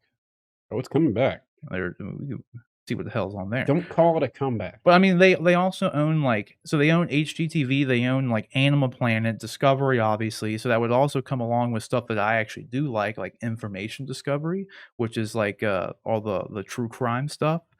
Like all this cool shit is like actually a Discovery. part of Discovery. Yeah. And like in general, the thought of like all this stuff being roped into HBO Max, or at least some of it, or there being some sort of bundle deal, all this remains to be unseen as like what the details are going to be. But it could be huge for HBO Max if like this stuff is just 100% integrated. Like, because that's just a whole other. It's just like when they absorbed all the DC content. It's like now all that's just a part of. Like when DC Universe itself went away, and they absorbed it all because, like, obviously Warner owns DC and that IP, and that's never going to go anywhere. But actually, with the way Warner Brothers has been running lately, I'm surprised they didn't try to sell something off to make a pretty penny. Like, wouldn't it be crazy if Disney owned like DC? And like Disney owned DC, Marvel, That Star would be, Wars. dude. At that Like, point, it's crazy. that'd be wild. You know what's crazy too? Think about this. George Lucas sold George Lucas sold Star Wars to Disney. Forget what year it was, or like what was it, like 2003, 2012. 2007, maybe 2012. I forget when it was. I think But it was like 2012. it may have been. I don't remember. Either way, but he sold it for $4.3 billion. Just Star. I'm really curious as to how much that would sell today, like with today's numbers. Because when they bought Marvel, when Disney bought Marvel, I think it was only like $1-2 billion or something. Like, there's not a price on earth that is like anybody could do to pay for Marvel right now. Oh god, that's priceless. Star Wars same way. It's crazy. That's a good segue into the MGM aspect of this story that we were talking about, because I've been seeing people say that Amazon spending $9 billion for MGM is like it's supremely overvalued. The company's they think the company's only worth like 5.5 billion. They're paying way too much. There were quite a few articles talking about how much over they were paying for it. Mhm. But here's the thing, like, okay, let's say the new James Bond movie, whatever the marketing and production costs are, even if they're like $500,000, that movie's going to make $1 billion worldwide. So you're clearing, $500 million. So then you take 500 million off that purchase price, you're down to 8.5. And then you take all the other properties and everything else. I mean, it's only going to take them. Now, I understand you've got that debt or you've got that cash negative balance on your sheets for a year or two, but it's only going to take, 3, 4, maybe 5 years at the most to see a break even point. And then beyond that, everything becomes, especially if it's done well, everything becomes profit off that sale. I understand, like, people live in the immediacy of like what is the number now, how much do they have now and stuff, but like I just, unless they completely screw the pooch like AT&T did with, just imagine if AT&T had just sucked it up, went to Warner Brothers, went to the executives at Warner Brothers and said, hey, look, you see what Marvel's doing with their movies? Do that. Just stop messing around, just do that. And Disney or DC had a film franchise that was even half as successful as Marvel's, there'd be no way AT&T would be spinning DC off. There would be no way they'd be letting WarnerMedia go. They'd be just printing money the way that Marvel and Disney are. So, but they weren't smart enough, and ultimately, hopefully, it's a good thing for DC properties that they're going back to an entertainment-based ownership. But we'll see. Dude, that's what's crazy to think of. Like, look at what Disney was able to do with just Marvel as an IP. Yeah. Right. And like Yeah. AT&T owned all of Warner Brothers, dude. Like, that's All of it. beyond DC. Like, they owned HBO. Like, they Yep. owned DC. They owned, like, so much stuff. And, like, they owned Game of Thrones, man. Like, Game of Thrones was And look at how huge, much like stuff got botched in that whole process. Like, ever it's since they've crazy. been the ending of Game of Thrones, botched. The rollout of Justice League and the DC film universe, botched. I mean, 2 mammoth properties that just fell flat on their face, and you have to think that AT&T's inexperience or not just not knowing what they're doing played a large part in that. Now, Mhm. and their choice and talent to lead those divisions, because clearly the people that were in charge of those divisions fumbled the ball too. Somebody should have gone to Benioff and Weiss, Yeah, the that's Game it. of Thrones guys, and said, "Hey, look, this is what we need. Can you guys deliver it? And like, we understand you've done a great job. And if they say, well, yeah, we can do it, but we're going to rush through it or whatever, be like, no, fine, we'll bring somebody else on. Like, I Right. don't know. It's just, I don't Yeah. know. And They their should Game have of I guess we don't need to rehash all that, but yeah. What were you saying, Rick? No, I was just gonna say the end of Game of Thrones was so bad. Oh, yeah. They should have honestly, like, I would have rather them take an extra year and work with George sure, and just come up with something. Like, yeah, just iron it out better. Shortening the seasons, the last 2 seasons was not the right thing to do. Like, yeah, even if it was executed better, it wasn't worth it. It wouldn't have been worth it. No, It's you'd like want we them lost so longer, much if more anything. content out of that just in general. Like, Yeah. even if it was good, it's like it went from what, like, how many episodes was it? Like, I it think we was lost like 5 or 6 the final episodes. season. Yeah, Yeah. So we lost like somewhere between I think it was 6 to 8 episodes total, I think. So there's like 6 to yeah, 8 hours of Game of Thrones that just like was gone. Yeah. Like, But they could have cleared a lot of things up yeah, with. they could have just made everything just so much more coherent. Like, based on what we got, they Yeah. could have just made it better with that extra 6 hours. Like, if they Yeah. wanted to make it shorter, then they should have I just taken more time to make it better. Right. I understand the idea of they created it and like they made it into the monster juggernaut show that it was. But if they were just done with it, if they wanted to move on to their Star Wars franchise and start developing that, and they didn't want to put the work in that they put into to the first 5 seasons, like, just say, look, we appreciate all you've done, but if you don't have a vision, if you don't have a story to tell that can be told properly, then we're going to move on and bring somebody in that can. I mean, Mhm. They're not even doing the Star Wars thing anymore. well, I know because of Yeah. how Because poorly of the that. end of Yeah. Game of Thrones, exactly. And I'm sure that played a But part in it. Yeah. They were Yeah, like, we don't want honestly. these guys screwing this up. Like, Well, honestly, too, with Star Wars and the place that it was in, they weren't really like, which was by their own fault as well as on Lucasfilm for the sequel trilogy for getting them into that position. But like, they're really, unfortunately, weren't really in a position to take a risk with Star Wars. yeah, that's no. Because true. you know what I mean? So it's like they had to go for like a sure thing, which Mandalorian was, I mean, a sure thing. Oh God, yeah. Like, That saved the it seems like it franchise. was a sure thing. I mean, obviously leading into it, it really wasn't. But once they saw it worked, Oh, it worked. Yeah. they're obviously sticking to that. Like they announced like 10 new shows. So like that's what Star Wars is going to be for the next couple of years is TV. Which So I'm fine with if it's anything like the Mandalorian as long as quality. it What this stays was. good, as Yep. long Well, as when it you stays get good. that, it's not like I got to wait 3 years for one movie to come out. It's like, oh, I get new episodes every week. And then on top of that, there's multiple shows that'll be coming out. So with that, you're going to have a ton of Star Wars content. I'm really looking forward to a couple of years from now once more shows get in development Oh, because you we're can going to only be talking imagine what about they're one going of to them do with here it. in a little bit. Yeah. If these shows do well, you can imagine like what they'll do. Like maybe we should make a KOTOR movie. Maybe we should, like Yeah, and that's supposedly what Benioff and Weiss were working on. Like I could see that that's what made the most sense. It never for came. them. Yeah. Yeah, it was never confirmed, but it was rumored that they were working on an Old Republic trilogy. Well, apparently the High Republic really isn't doing well. Like the No, well, books that's and all why that we were stuff. talking about too. That like it seems like they might be trying to merge the High Republic lore into the Legends lore of KOTOR and stuff. There's a freaking rock on that. I hope they don't. Either way, we'll talk Star Wars here at the end of the show. Before we wrap up this this segment here, I've got the titles of MGM. So going off of what John was saying with people not, thinking Amazon's overpaying. For one, it's Amazon. Jeff Bezos, $9 billion. What, like, he finds that pocket in his change. couch. That's like couch money. This is Jeff He spent Bezos we're more on talking dinners about. before. Yeah, Like, dude. Like, you got to remember who you're talking about when you're talking about the literally, money. like one of the most powerful men in the world. Yeah, literally, he is the Over- richest man on the planet.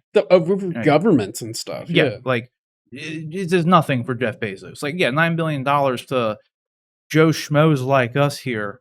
That's life-changing, game-changing shit, man. Like, I could do this all day if I had $9 billion. But God, that's not going to happen. Like, you know what I mean? But nevertheless, I don't think they're underpaying at all. I think it's just honestly inflation and where the times are at. Because look at before I bring up the title, since I have them here anyway, look at what Netflix just did for one title in Knives Out. They spent almost $500 million just for the exclusive rights to those two movies. Well, technically that would include the first one too, but this one franchise, they spent almost $500 million on it. It's because of the landscape we're in right now with the streaming stuff. This is the streaming wars. Like, Amazon is in a position to where, one, they can afford this, and two, it's only going to benefit them. There's no downside to it. They're not going to be unlike most companies, they're not going to be in a deficit or notice this $9 billion being gone. It's not going to put them in a bad situation as a company at all. Like, they're Amazon. It's no different than Apple, like, spinning up a streaming service, and like they're not blinking an eye right now, like running Apple TV Plus, even though it's probably the lowest subscriber service. Like, it doesn't matter to them. Like, they have the money to back it and have it grow naturally. It doesn't affect them at all. So, but anyway, to actually get into the specifics here, there's a 4,000 film library that would come with MGM, and that includes the James Bond franchise, like we were talking about, Hobbit, like I mentioned, Creed in the Rocky franchise, RoboCop, Pink Panther, Silence of the Lambs, Magnificent Seven, Four Weddings, and a Funeral, 17,000 episodes of television alone, the Stargate franchise, which has been rumored to be like trying to get back up in another television show or movie format for the last couple of years. The American Gladiator show. Good show. Tons of stuff. They own Shark Tank, which is huge. Like Real Housewives of Beverly Hills. Like these, which like we don't care about. Voice. And then Survivor and The Voice. Like, we don't really care about these things. But they're popular. They're huge. Like, they're huge things. So like these things would be like, if they don't go through like Amazon Prime exclusive titles, they're going to be available on Amazon Prime. That's huge for Amazon. Like, that's a big coup. You can only win in this situation. Yeah, like, so like they're not like John said, they're going to recoup this money just from James Bond alone in like 10 years easy. If they make a movie per year, each one's going to gross about $1 billion. Like, as long as they're good, the last couple with Daniel Craig have made $1 billion, if not right around the ballpark. So like James Bond alone will cover this stuff. And then if you were to even include the Hobbit stuff, like those made $1 billion on average. And those weren't even good movies. They weren't. So like, they're definitely not. Oh, they might be. I mean, I can see why someone would be saying they're overpaying, but I just feel like they're in a position where they can. And it's going to benefit them a lot more to spend the money to secure the deal than because I mean, it's probably just a simple thing of like outbidding the competition. Like, if they were up for sale, I'm sure Amazon is not the only people that were trying to buy them, because there's a lot of good stuff here, and those are just like the highlights that this article shows off that like would come with MGM. And they're in a very similar situation as the AT&T and not the AT&T, but the Warner and Discovery thing, because like we obviously care more about the HBO Max portion of it, how it's going to affect the Warner side of everything. And them combining with Discovery is a huge coup for HBO Max, more so than anything. Like, all of the content that Discovery has a solid fan base. Like I said, it's like 15 to 20 million subscribers strong on the Discovery Plus network alone. If they could just absorb and combine HBO Max and Discovery Plus, like, you're talking about. Do you think that's what they're doing, though? I don't know. I would say that's the smarter thing to do, but I see. I think it's going to be. I think you're going to end up with a Disney Plus, Hulu, ESPN situation where you have a. They will offer a package that Mhm. includes Discovery streaming and HBO Max, but I don't think we're going to see the HBO Max or the Discovery content rolled into the HBO Max platform. I think it Um, depends on where they see, honestly, because if I'm leading the company, I'm looking at where the most potential is, Right. and I think the most potential would come from HBO Max, like the sure. throughput. So I would probably do both. I wouldn't want to alienate my Discovery Plus viewers, so I would keep it as is. But then I would also roll stuff in. I would just there'd be no harm in them because they're the same company making things that are available in Discovery also available on HBO because there's a higher price tag on HBO and it doesn't alienate Discovery subscribers. As long as everything stays the same for the Discovery people, it's just more of a coup for HBO to have some, if not all of it included. Because like you're right, I don't think they should just completely delete the Discovery thing because they have like I said, it's like 20 million subscribers almost. And they wouldn't wanna Yeah. have to make those subscribers pay because I think it's only like $5 a month for Discovery Plus. So, That's not much at all. yeah, it's like 3 times that for HBO. So, they definitely wouldn't wanna say, "Well, sucks to suck, guys, you're gonna have to get HBO Max now, and it's triple the cost." So they would never do that. Like, if they did, like, they're terrible businessmen. Like, they know they're way smarter than I am about it, and I know you should never do that. Like, you don't wanna alienate your core audience here. The amount of subscribers they have is what put them in a position to be able to buy Warner Brothers for $43 billion. Like, so you keep everything going how it is, and you just improve upon the stuff they just bought.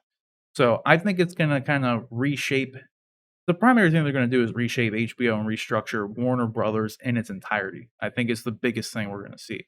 Like, leadership in WB is not gonna stay the same. Like, I don't know if it's just gonna be like a Disney Fox thing where pretty much most of, if not all the Disney heads replace the Fox heads, you know what I mean? Like, none of the Fox a very small amount of, like, upper level Fox, like, representatives kept their job. They were, like, repurposed or completely let go because people already had those positions at Disney, and Disney was working, Fox was not working. So it would make more sense to keep the things that are working in place, you know? So, Yeah. I'm True. excited to see it. So, I don't know. I think it's nothing but good news. Do you have something you wanna add? So like, you think Walter Hamada is going to be out at DC? No, I think a lot of the if I had to guess, and it's possible, but DC and, like, more specific titles like that, they don't have any like, Walter Hamada doesn't have any real weight as far as, WB the head of WB goes, because 'cause he's been really, like, marginalized to the head of DC. So, there's no But one at Discovery. that's arguably their biggest brand. Mhm. But I just don't know if there's anybody at Discovery who would be able to who's experienced with DC properties at Discovery. Yeah, Right. That's the I thing I always don't think know. about it though. Yeah, I always think about it like, in sports terms, whenever a team gets a new coach, that they always talk about how the coach wants to bring in his guys. Oh, And yeah, and, 100%. and so I kind of wonder if Hamada might be on the way out. They've talked about Jason Killar, is it Killar that's Yeah, the head something like of that. Warner Media now is already negotiating his Mhm. contract out of Warner Brothers before this whole deal goes down. So I'm just curious if Hamada will be out and subsequently some of the other DC people will be leaving or changing. So, I think down the do you, road, and then, probably, yeah. And the if it other doesn't work aspect of out. this was or not DC, Warner Media.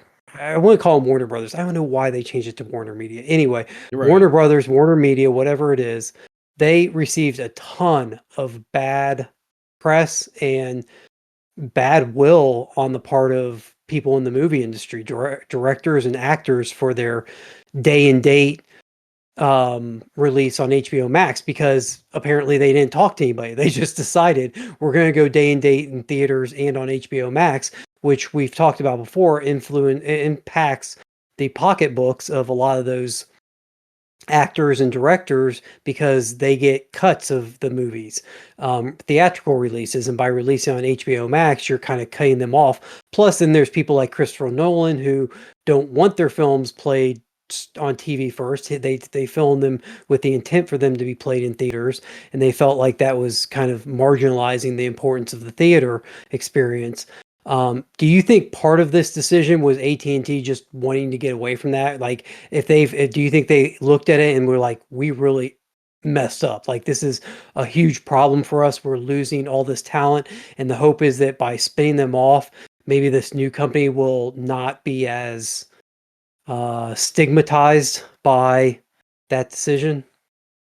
I think, yeah, I think everything that you mentioned, and then just how, like COVID aside, none of their stuff has worked out as they intended. The HBO Max rollout, they haven't been able to get as many subscribers. They're way behind on subscriber counts than they wanted to be. And especially they spent like $70 to $100 million just to get the Snyder cut out, and that didn't bring Yeah. in enough subscribers to even justify spending the money to make that. So when you look at that on top of just all the other, like DC for one, like that since 2017 with Justice League, that DC properties they just haven't been doing anything financially like that's comparable to, sustaining the $83 billion cost that they spent, the AT&T had spent on Warner Brothers. They clearly haven't seen the return they wanted, like, in any Yeah. way. Like, they've floundered it with, DC, they floundered it with HBO, and those, like, are those, I think those are hands down their 2, like, biggest money makers, at least potential money makers for sure, would be their DC titles and HBO in general. And with both those, they've just failed. And then you combine that with Warner Brothers always having been a very director and creative driven studio, like let the directors direct, they've always been director friendly, and they put they do the art, they focus on the artist and they let the As they directors do whatever should. they want. Exactly. But them alienating every single director in the industry and every movie maker in the industry by doing the straight to video thing or straight to HBO Max day and date releases didn't help anything. So not only did for the last some odd years since they bought HBO, or they bought Warner Brothers rather, they haven't seen the financial gains that they were hoping from it. And they kind of in the last year or two just pissed everybody off. So Not a good like, spot to be in. yeah, you have like the best top tier filmmakers in the world, like Christopher Nolan and Denis Villeneuve, wanting absolutely nothing to do with your Warner Brothers anymore. And it's a weird place to be in when Warner Brothers is like historically one of the best studios. They make some of the best movies that have ever been made, like especially genre movies. Like I always you think of the Lord of the Rings, The Matrix, the DC movies. Like it's crazy to think how they just have squandered everything. And this is just the stuff that like that we know about. You know what I mean? There's plenty of stuff that we don't keep up to date with. Just like there's plenty of people out there who don't care about like movies and comic books as much as we do. So who knows how bad things have been outside of like the public eye? Like obviously it hasn't been good.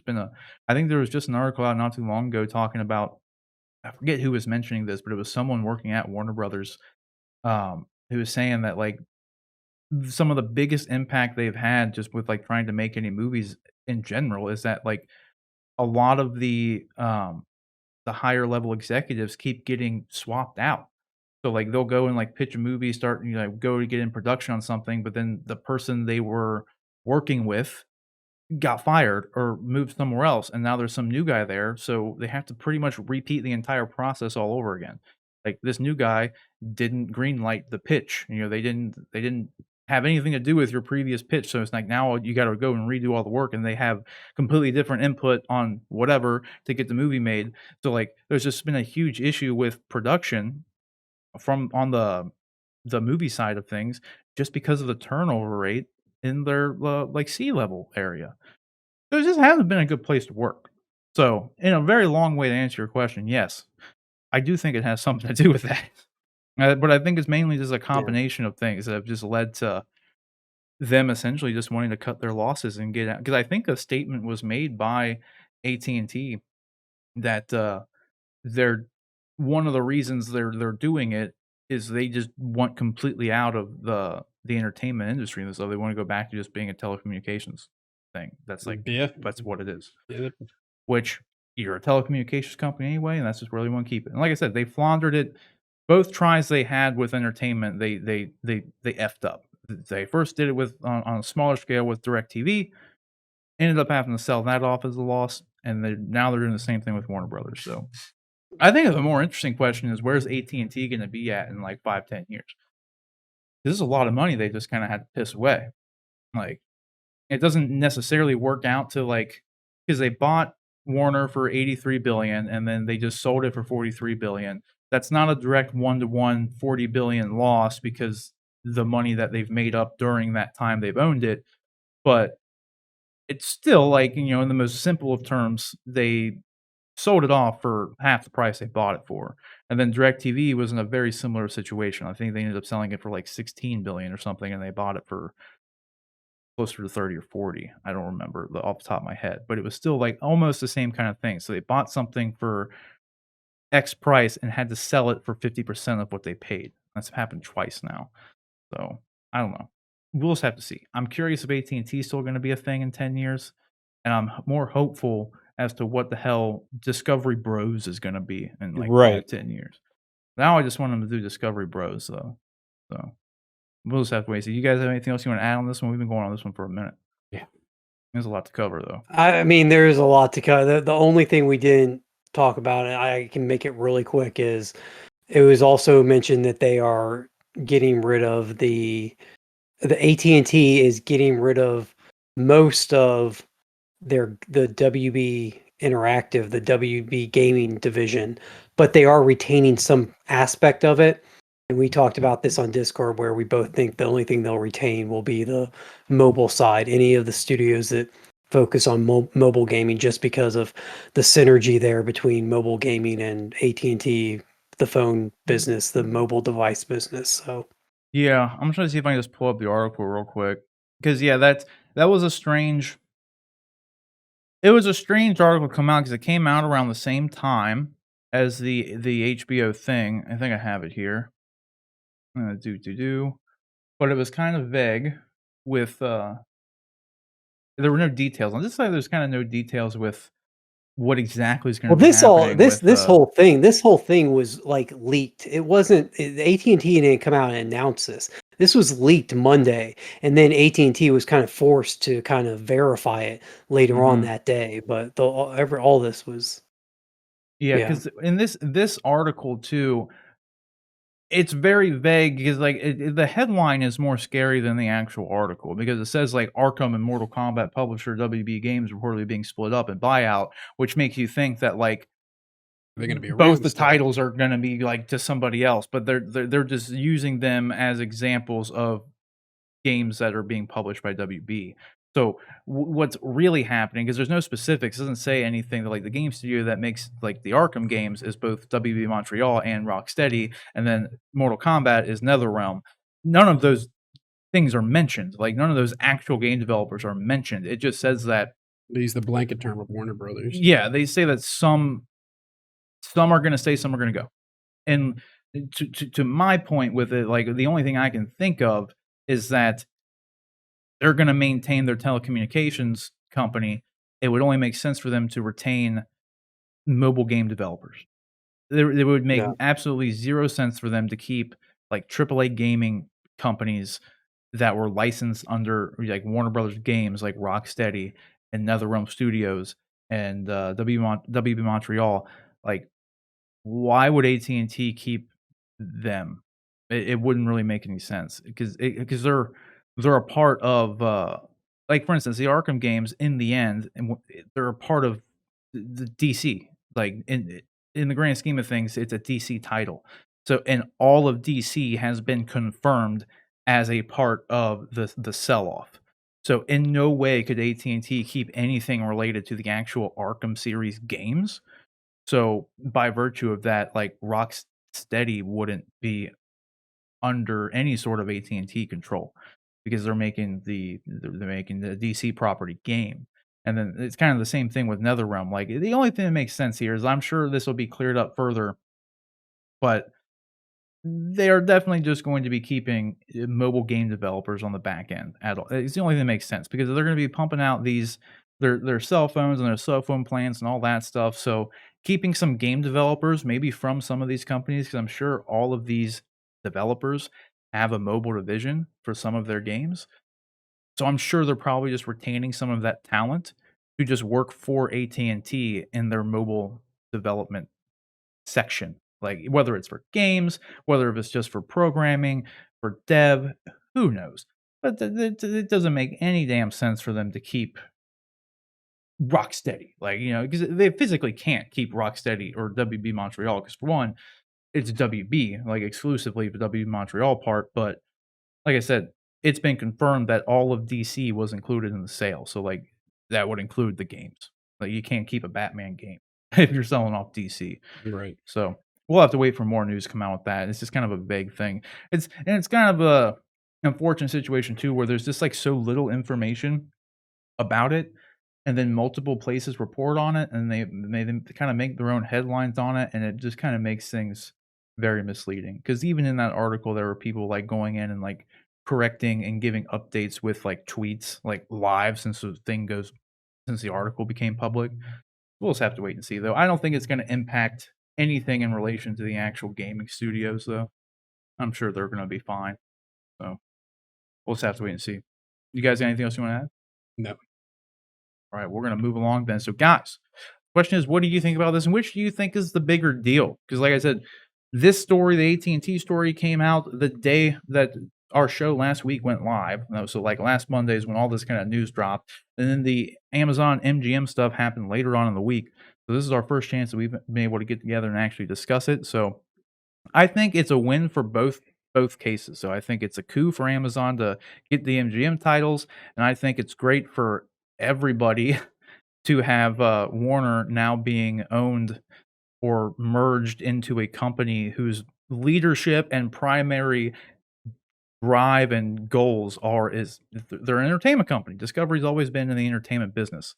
So it makes kind of more sense for them to be at least a part of something that is focused on entertainment as opposed to, some rich telecommunications company buying it because they wanted to, kind of thing. So I think it's good news, but let us know what you guys think down in the comment section below. All right, guys. So our next main topic here, it's actually topics, because this is going to be a big DC news segment. There's, I think, 8 separate news stories that came out, announcements, just all sorts of DC stuff, and a lot of it pertains to DC animated stuff. So I was going to originally combine these animated segments together into one anyways, but in the effort of saving some time, I'm going to combine the couple of live action things that came out with it as well, because we've already gone for about an hour and a half, and we've really only done, 2 main segments for the most part. So the first thing we're going to kick off here is none other than something I'm very excited about seeing, is they are actually making an animated Injustice movie. So my only hope here, and I'm sure John and I will talk about this later on as we start analyzing some of this stuff a little bit further, is that I just hope they stick to the story. Like the story is so good on its own. I don't want to see them making any adaptations. I don't want to see them trying to weave it into their existing continuity. I just want them to make Injustice and do it justice. All right, that's what I want. Because Do it Injustice, justice. yeah, do it justice to Injustice. Because Injustice: Gods Among Us is like just on paper, like in comic book form, like outside of the games, like it was a great story. Like Well, it was really well done.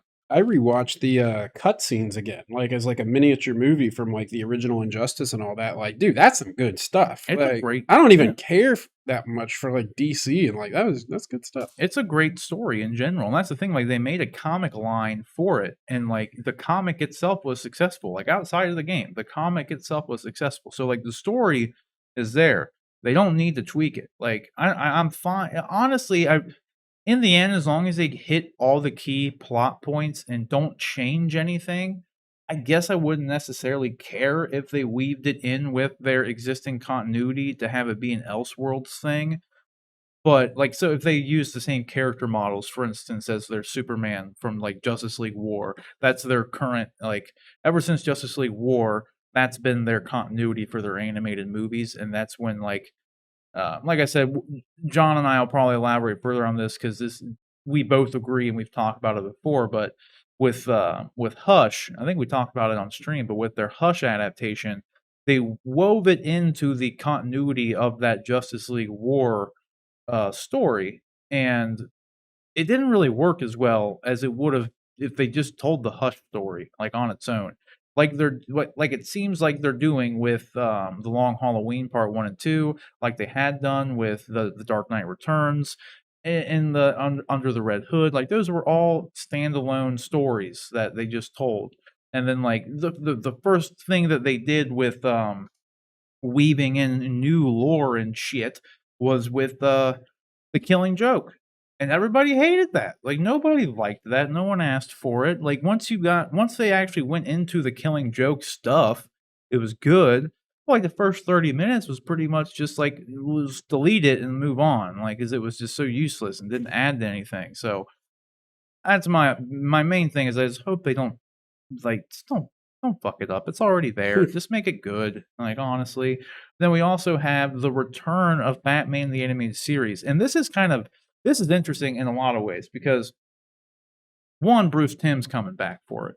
Bruce Timm was behind, like, the original Batman the Animated Series, Superman the Animated Series, Justice League Unlimited, like, all the classic and great DC animated stuff. Like, 'cause Bruce Timm is not a part of, like, a lot of the he's not really a part of the current DC, like, animated continuity or anything, but he did all the greats, man. Batman Beyond. He created Harley Quinn, dude. Like, you can thank Bruce Timm for Harley Quinn. Like, Harley Quinn was not a character until he made her for animated series, and then she blew up, and now she's her own character in the comics, and everybody loves Harley Quinn. So that's great to see. And then also J.J. Abrams and Matt Reeves are producing it. So it's just interesting. Like, I we'll get into it more. We'll get into more because on the other side of that coin, which I find to be a little bit more odd, is they're making a Superman animated series starring Jack Quaid, which is cool. He plays, he's in The Boys. He plays, Huey in The Boys.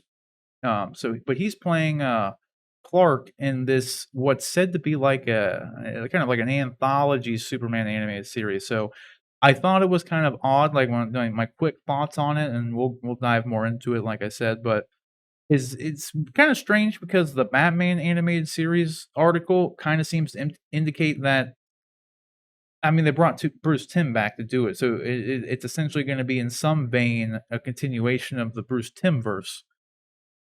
I guess details aren't 100% clear on this, like, the involvement of Matt Reeves and JJ, if it's gonna be, like, also a type of anthology, or is it going to be, like, a continuation? Because there's a line in that article on the Batman one where it says, like, they're excited to return and bring the character back, but I don't know if they're just referencing bringing Batman back to animated form in general, or if it's, like, the Batman animated series, Batman is coming back. It's kind of an open-ended statement. So it's them doing the Superman animated series without Bruce Timm, and it's more of an anthology thing, makes me lean more towards maybe this Batman animated series thing that they're doing is also gonna be kind of its own new thing and its own continuity, but we'll just have to wait and see. But nevertheless, I'm happy to see just, the 2 greats coming back to animated form because I liked Superman the Animated Series was not as good as Batman the Animated Series, but it was fun stuff. Like, there was some good stuff in it. Then, a couple of Dwayne Johnson headlines here. He's, doing Krypto, the voice of Krypto the Superdog in the DC League of Super Pets movie. Yeah, that's still happening. I think we talked about this, like, a year or so ago when it first got announced. Actually, I don't even know if we did talk about it. We probably did, but it's been a long time since we've heard any sort of movement on this film happening. So yeah, if you didn't know, DC had planned on doing a League of Super Pets movie. I don't know if they did anything about this at Fandom or not. I really can't remember. No, Yeah, they did not. yeah, and it's been like radio silence since they announced they were going to do it. So like, I had honestly completely forgotten about the movie until this news came out. So I don't know. It doesn't really make me any more excited for the Super Pets thing. I find it kind of odd that they're gonna be even moving forward with it at all because they did the Teen Titans Go movie, which from what I heard was really good, and it was already a popular franchise, and it didn't do good financially. So it's like you had a movie that was really good, and it didn't do good financially, and this is kind of in the same vein of that, just like kid-friendly DC animated thing. And then going even further back than that, they did the Lego Batman movie, which was phenomenal. Nobody went to see it though, which was crazy because like they assumed, and I think everybody assumed, at least in our line of work here, work quote unquote, um, is based on the success of the Lego movie that the Batman Lego movie would have done gangbusters. But it didn't do anything. It wasn't very successful financially at all. Everyone loved it who saw it, but financially, it like the Lego movie made like I think $1 billion. The Lego Batman movie, I think only made like somewhere between 3 and 500 million. It wasn't a lot in comparative senses. Like they were disappointed by that. So I find it interesting that they're going back to the well of the kid friendly, the even more kid friendly than I guess assumingly kid friendly. I imagine something involving super pets would be kid I don't friendly. know, man. That could get pretty dark. Yeah, I mean if they have it like if they do injustice with the super pets, I mean it could get kind of dark, you know. So who Krypto knows? the super dog bites somebody and has to be put down. Yeah, but he can't be exactly. put down because he's a super dog. Right. Who knows? We'll see where it goes. But then more with The Rock here. He released some little teases here from him and Black Adam. So it's like a picture of him in like a very distressed robe, which I like. I'm a big fan of You that. can see his boots there. Some Sith Day, you can see his boots has like some like armor plate kind of stuff looking. He looks like cosplay that I'd be doing for my freaking Jedi or Sith stuff, Right. which is pretty cool. He looks like a Star Wars And character. it looks like you can actually see his like boot even more like up here, and it does look like some like armor plating. So like I'm excited for this actual full reveal. I'm sure we're gonna get a more like an actual reveal come fandom. Like obviously, I wouldn't be surprised if we don't get some semblance of trailer. I think we mentioned this before, but like if Matt Reeves is able to put together that banging Batman trailer with 25% of the footage for the whole movie, I'm expecting something good from Black Adam. They better be able to put something together. They got some months to get this done. And then there's also a picture of the set here, and which is just kind of a cool. You just kind of see the scale of it and some. I like seeing some physical stuff here. It's not all green screen, but it's gonna be mostly green screen, which is fine. But it's just like a cool little thing. So they are definitely they're working on Black Adam. It's official. It's finally. This is what I've been talking about every time I brought up Black Adam, and they kept saying, "Oh, it's happened. Production date here," and they show a little clapperboard, and I'm like, "Okay, I'm gonna believe it when I see some pictures from the set or something." Because There like you I go. can't between this and the Flash, I can't believe it till I see it. But now I see it, so this was cool in that regard. Then the last thing, which I also am kind of excited for now with the announcement of these two directors. Uh, a while back, Joss Whedon had been attached to um, be writing, and then I don't know if it was ever confirmed that he was actually going to direct the movie, but I think it was pretty much assumed that he would. But he was developing a Batgirl film, and now, well, I think it was in the last like year and a half. I don't know if this was like post the allegations that are going on in his like quote unquote personal, and because it is kind of like work related for what's going on with him. I don't know if it has anything to do with his current situation, but it was like a year or so ago that it was announced that he was no longer going to be developing that Batgirl project, and then no news came out about it at all, like whether they were going to continue doing it or not. And we've got our first confirmation that they are going through with it because they attached the directors from Bad Boys for Life, which was actually of of the plethora of movies that have been coming out like 10 years too late.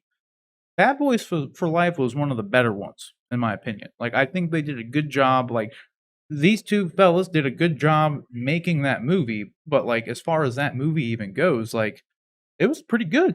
And like I'm excited to see like what they do with the Batgirl character because like they had some good like I said, it wasn't all them. I mean making movies is a big it's a big conglomerate team effort. There's thousands of people that work on some movies. But I liked what they did with Bad Boys for Life.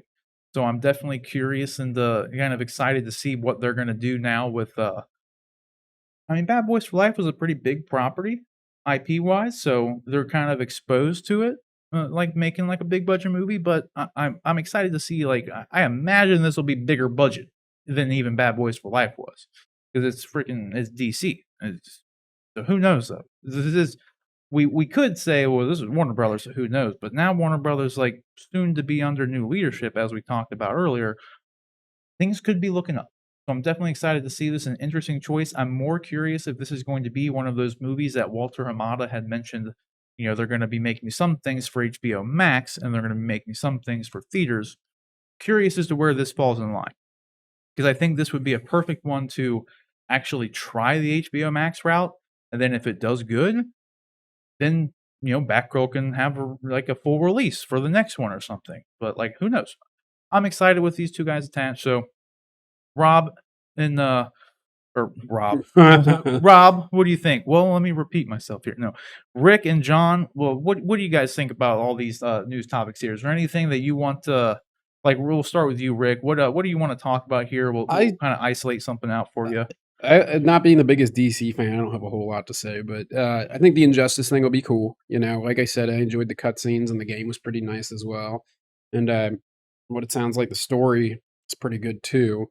Black Adam, finally seeing those pictures, that's promising. You know, like you said, and you believe it when you see it. Well, there it is, and there it went.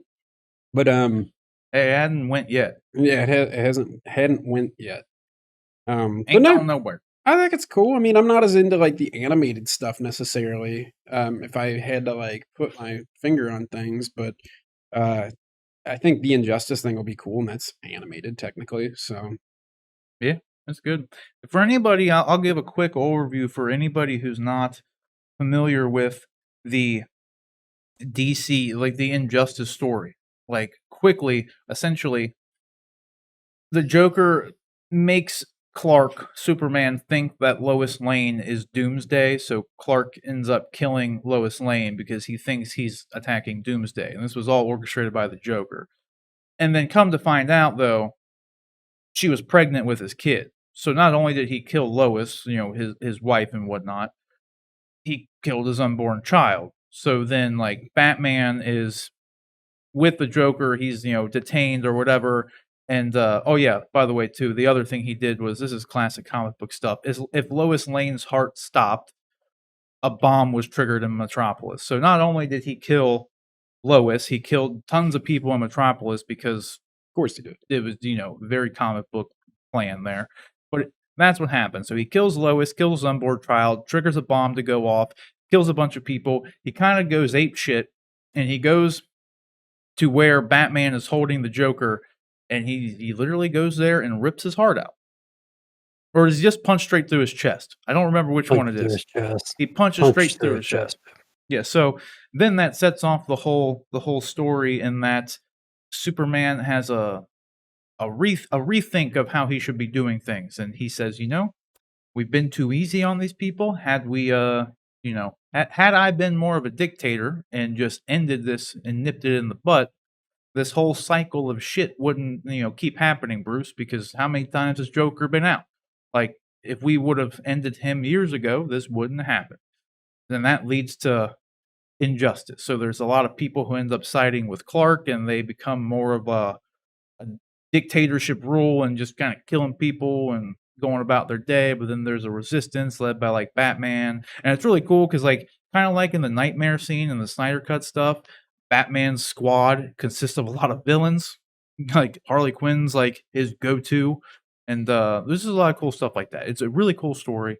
And it's not like as like simple as that. There's some good stuff in it. There's some good stuff. So if they do this right, it would be great. And it's always why I was really interested in seeing more of the Nightmare stuff, because that's pretty much what Snyder was basing Nightmare off of in a lot of ways. Yeah, that's what it sounds like. Yeah. So John, though, what's caught your eye with all these 8 DC news related things? Pick a couple. The quickest and the one that I surprised me the most, I think, but I couldn't be more happy for, is probably the least one that you guys would. It's the rock Krypto plane one, right? Krypto. Yeah, I love Krypto. I love. I'm a dog person, And the fact that Superman has a dog and this dog got superpowers and like some of my favorite comic book stories. There was a comic called Adventure Comics back in the mid 2000s, written by Jeff Johns with art by Francis Manapul. And it was one of my favorite comics ever. It was all about Superboy and Krypto going and having adventures. And so The Rock is one of my favorite actors. Krypto is one of my favorite comic book characters. And so the idea that they're going to put them together in a movie is just, I mean, I couldn't be happier about that. I think I'm really excited for that and super,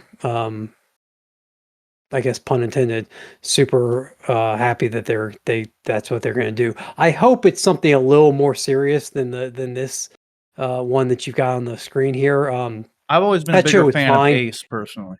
It was just I'm an Ace kind of guy. yeah, no, Ace is good. But I like the fact that Krypto actually has superpowers and like True. flies around and you know, they play catch on the moon. There's a great one of my favorite comic book images of all time comes from one of my favorite comic book stories, but All-Star Superman by Grant Morrison and Oh, that's Pray so good. Quietly. There's an image where Superman and Krypto are playing fetch in outer space, and there's an image of them sitting on the moon looking back at Earth. It's beautiful. It's if I could own one piece of artwork and throughout the history of comics, it might be that single shot. But anyway, that's my, you know, that's my pick for I was most surprised to see, especially because The Rock's already playing Black Adam, so the fact that they would double dip with him on another character is a little surprising, but it makes sense. I mean, it's animated, so that works out. Speaking of which, since you mentioned Superboy, it made me think of in Young Justice, he has like Wolf or Yes, whatever his name. yep, I think they called him Wolf in there, right? It was like Wolf, the alien yep, dog. Yeah, yep, he was really cool too. yep. Oh, yeah. Which while we're talking about Superboy, which we didn't throw into this, we also got the premiere date for the next season of Titans, which is going to Oh, be in yeah. August. So that's a little news out there for people that weren't aware. They released a quick Twitter trailer the other day. It's basically just the cast talking about the show, and there's no actual footage from the new season, but they at the end of it they released the new date as being August of this year. Besides that, I'm excited for the Injustice animated movie. You kind of covered DC Animation's issues over the past few years. I actually told you, and we may have talked about on stream. I actually stopped watching them. I was the person that was out there buying them. I was still buying the physical media every time they would release one, up until like 2 or 3 years ago when they did an adaptation of the Judas Contract, but they made it fit within the continuity of whatever they had done, whatever they were doing currently. And then they messed up Judas Contract, and then they also did one of Batman Hush, and those are two of my favorite comic book stories of all time. And they screwed around with the stories and messed them up. They tried to keep, I guess, the heart of the story or whatever, but they just didn't work the way they had them constructed, because they were trying to fit them in with this weird continuity that they were trying to establish. I'm not even sure why those movies have a continuity to begin with. You're adapting classic comic books tales. Just do straight adaptations. That's what people want for those. So anyway, there was that part of it. So I'm hoping, like you said, with Injustice, that and the Long Halloween movies, that they have gotten away from this idea that they have to establish some sort of continuity, and these movies have to be, or these stories have to be changed to fit that continuity. The Black Adam stuff looks cool. Looks pretty epic. I like, the tone of it is, from the pictures at least, is very, the first image we got of Batflick was very very dark, and it was him by the Batmobile, right? And so that kind of set the tone for that movie. This, in the same way, kind of sets a similar tone, but it feels like maybe more epic, because that was just the Batmobile in like a warehouse. This you actually got some set footage from that looks like, there's some major destruction going on, which you would expect with someone of Black Adam's power level. So that's exciting. To be honest, I've lost track of what I've covered and what was on the list, because there were so many. But yeah, You pretty definitely a much lot hit of them good all stuff there. hopefully coming.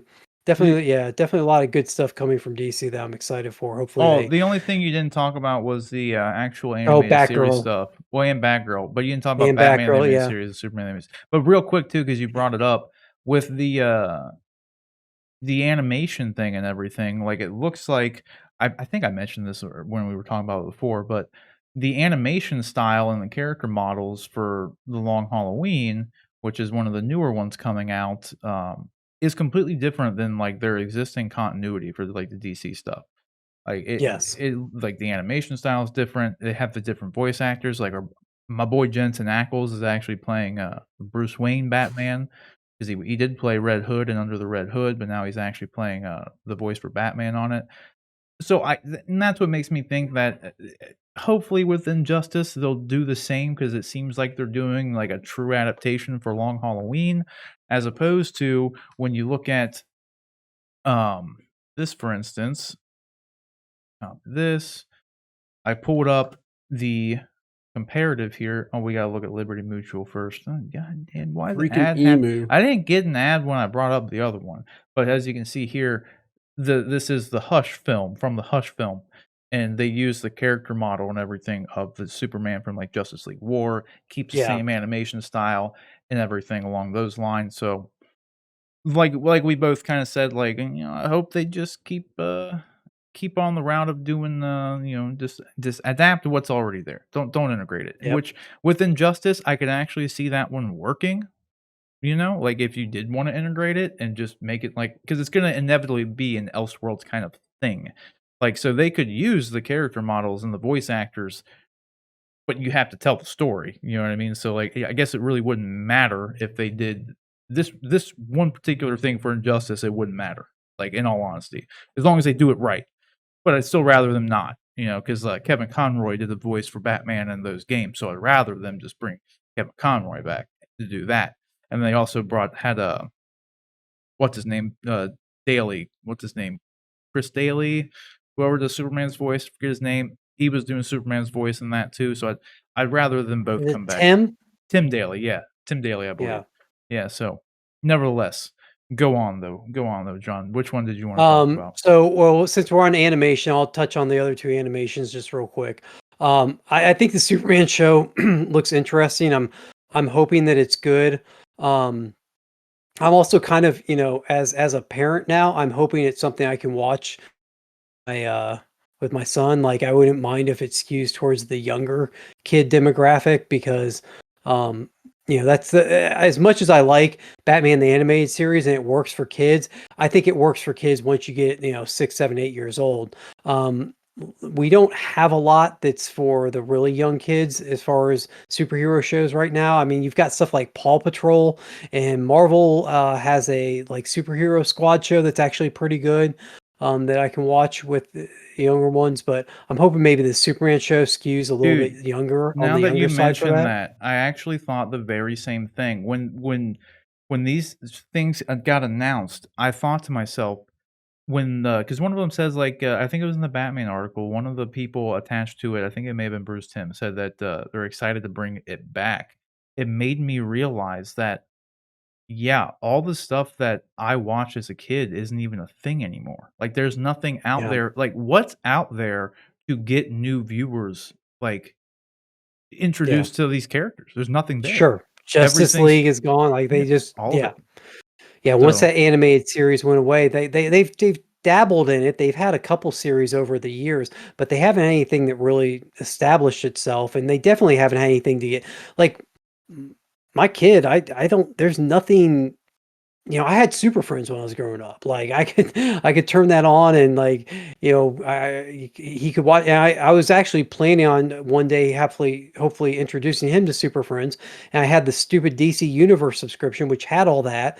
And now they've merged with HBO Max. And for some reason, they didn't bring the Super Friends show over, which I don't understand. Anyway, they didn't. very weird. They didn't bring over a lot of their stuff. Anyway, so yeah, the Superman show. Hopefully it skews a little bit younger. I wouldn't mind that. If it doesn't, it doesn't, and hopefully it's just good. Um, and then the Batman show. Hopefully, I mean my reading or my interpretation of the quotes and what they said was that it's going to be a new show.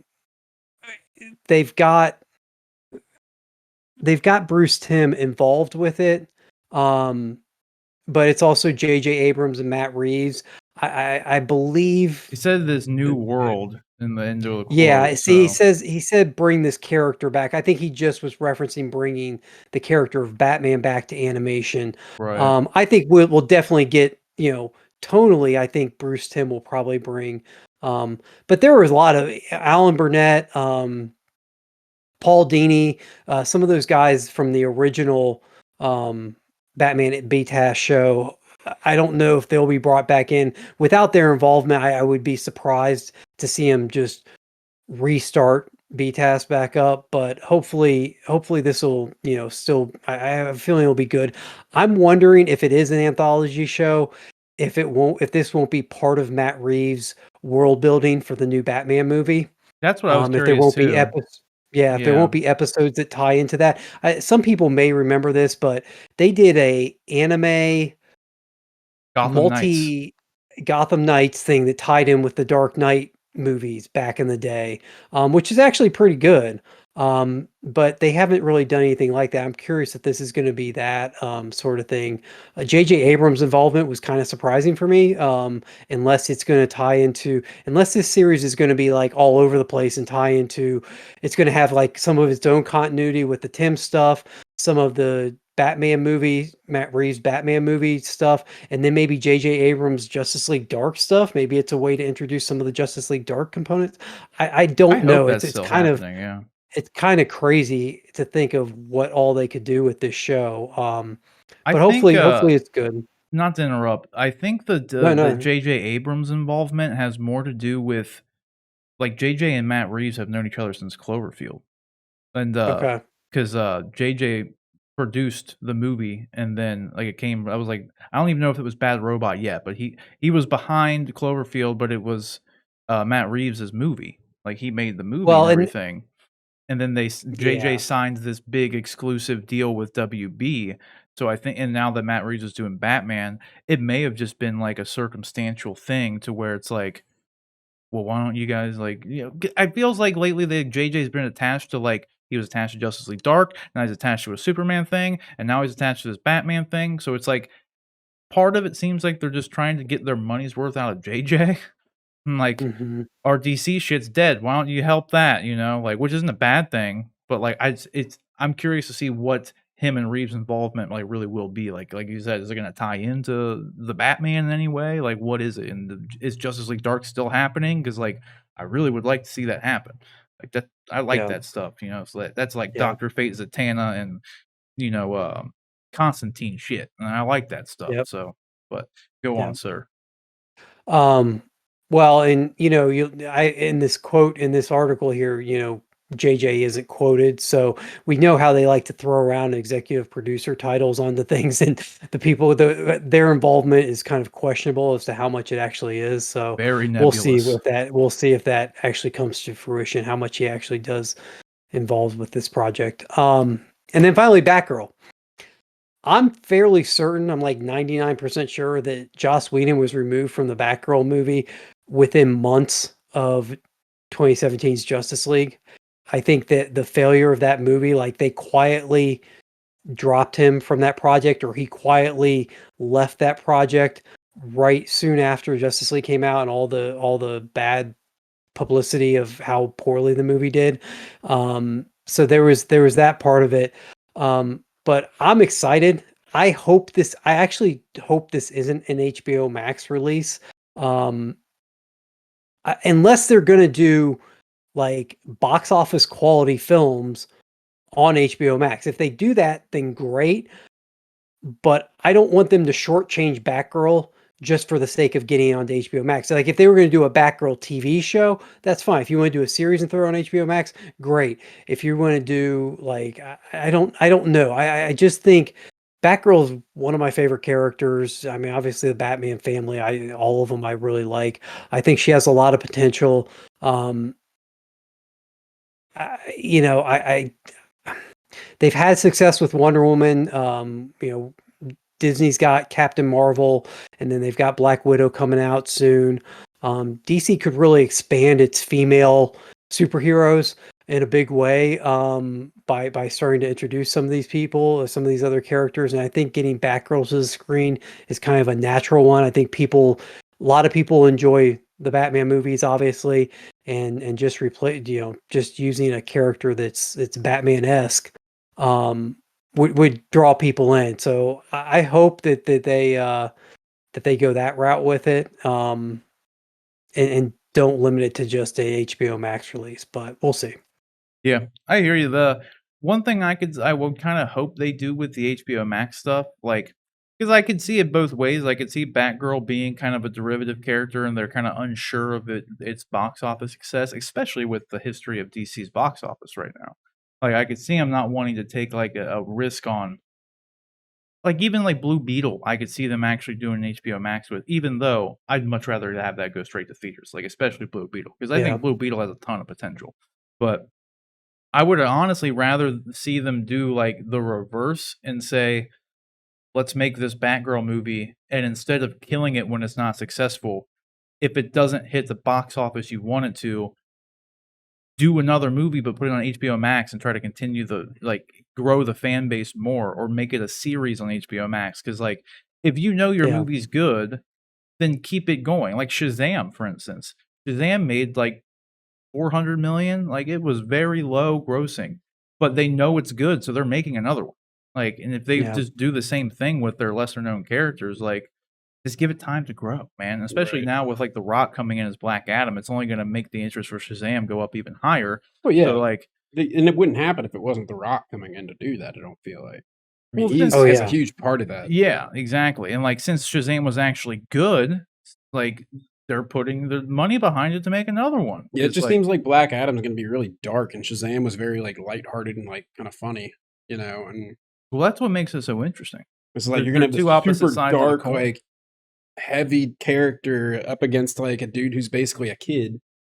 I'm really Yeah. curious what they're gonna do with Black Adam, because like, I think it's going to be dark as hell. I'm really, I don't know if they're gonna go the whole villain route with him, or if they're gonna go the more Venom route. and That's make what I him was an going to say. They're going to anti-hero. probably go the Venom route, where he's like an anti-hero. Like, you know, Yeah. like, he's done some bad things, but like Well, he's 'cause doing it for a reason. The Rock has said that he is like a more anti-hero kind of thing, so I'm assuming In they're that gonna caption go they there. showed of him standing there, that's what it sounded like. You know, just like he's a champion of the people. And Yeah, I don't know, I'm curious because I mean, like with that movie in particular, like obviously, like we found out at Fandom, the Justice Society is a part of it, so like he could be the villain in that, but it could be a very like he could be a gray hero in one movie. Thanos area kind of thing, He could right? be like a villain in one movie, but like in his own standalone movie, he comes out as like the hero. Well, that's the thing. He could be the villain. In Is he gonna like fight like White Adam and Blue Adam? No, he's fighting the Justice Society. I know, I'm just joking. Or he's working with them. We don't really know. It's gonna Right. be interesting. I think this movie could actually, if it's done well and done, maybe right is overstepping, but if it's done well, Black Adam, especially the part there about champion of the poor and the beaten down, Black Adam in the comics at least has challenged, I guess, the establishment of superheroes, and the superheroes, the classic superheroes are they stand on the side of right and wrong, and the side of the law, and but what about those times when the law is wrong? What about those times when the international community looks the other way on atrocities that happen because of things that are going on?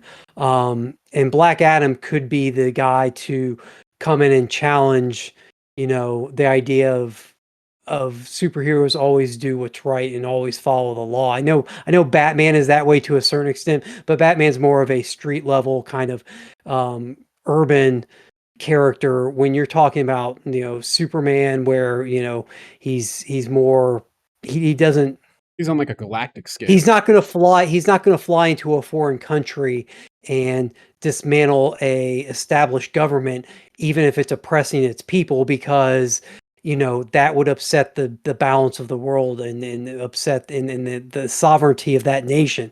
Whereas Black Adam, if he feels like he needs to, would make that call. So it's going to be interesting to see how they play this out, if that's kind of what the angle that they're going for, and it could be a really interesting and really profound story in a way if they go that route.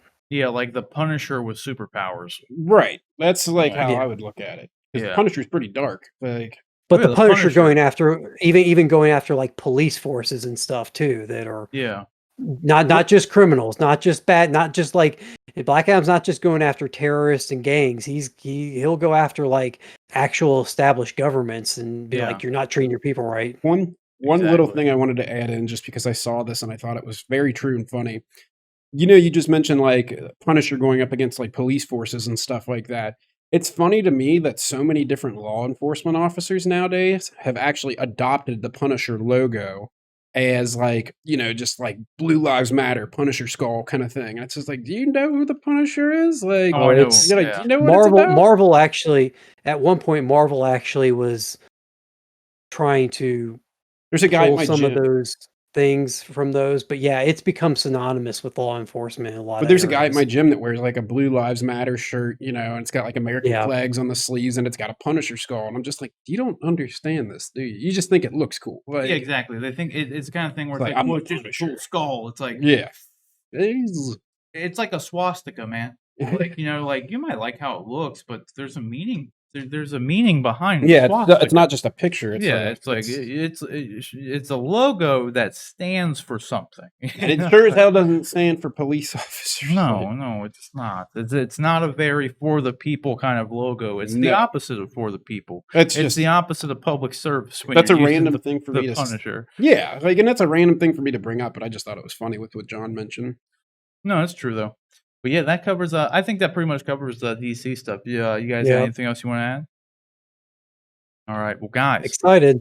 Yeah, I mean, I'm Hey. excited for it. I think there's a lot of good stuff in the works. A lot of good stuff in the works. I'm excited for all the there's tons of animated stuff too, and I think the biggest takeaway from the animated stuff too is the point that I kind of threw in at the end there, where it's like, what's even out there for the kids, man? Like when we were growing up, like John said, we had like going as far back as like Super Friends and like all this stuff, the Legion of Doom. You remember like that show back in the day, like Oh yeah. like we had that, then it evolved, and then we had like Batman the Animated Series and like all these things, and there were like crossovers with Scooby Doo, for Christ's sake. Like you couldn't get away from the stuff back in the day. The Hall of Justice, funny enough, was actually modeled after Union Terminal in Cincinnati, which is like, Yeah, right, exactly. right. Which So you go downtown, we've got the Hall yeah, of Justice. exactly, which is cool. It's cool, Except it's a museum. right? But nevertheless, where's the content for the new people? Like because Marvel is like able to capture the audience with their live action stuff, but DC hasn't. Like, so like bringing back something that has like really like tried and true for them, like their animated stuff may not be as like on par with a lot of like other like animation studios. Like, you know, it's not like a Pixar kind of thing, but consistently for the last 30 years, their animated division has always pumped out content that their core fan base has always enjoyed. They hit their heights during the years of Batman the Animated Series and Superman and Justice League and all that, and like Batman Beyond. That, like, you know, 5-10 year window was like the glory days for DC animated stuff, but like they continue to pump out content. So why that stuff kind of disappeared, you know, your regular, you know, quote unquote kid friendly animated stuff would be perfect for them to bring back and actually get more people into it, you know, target a different demographic, you know, because like I said, Marvel has captured like every demographic with their stuff. So like, you know, maybe targeting a different demographic to get people on board with things and have them grow up with something, you create more people like us. These kind of fools, which might not be a good thing in the end, but who knows? Hopefully it works. I'm excited for everything. So let us know what you thought about all this down in the comment section below. All right, guys. So our final topic, again, this is actually going to be topics plural because I'm wrapping this all into one. There's been some Star Wars developments have been traditionally at the end of every episode here when there is something for us to do a review, you know, like for instance, I'll give you a quick for instance. When WandaVision was airing, and then when Falcon and Winter Soldier was airing, and Mandalorian was on season 2 and all that good stuff, we would give our weekly review at the end of every episode because then we could give a quick spoiler warning. It's the last little bit of the show. we're going to be doing the same thing. Obviously, we've been doing the same thing with the Bad Batch. So at the end of this segment, I'll cue you up to win if you haven't seen the Bad Batch. So there's like 3 Star Wars related stories that are leading into this, but then after that, we're going to get into our Bad Batch episode 4 spoiler review. So that is coming up. But first off, this is actually a pretty funny story, and it's good, but it's actually pretty funny in the sense that the internet kind of like freaked out, at least as far as Star Wars fandom goes. And also a quick shout out too, while we were off the record button here, when we were off stream, not off stream, but when we weren't recording, old Zombie Shinigami subscribed. So shout out to Zombie Thank you. Shinigami and thanks for the sub there. You popped up on the screen, but I wasn't recording at the time, so we saw you. We're here. That's why you get the shout out.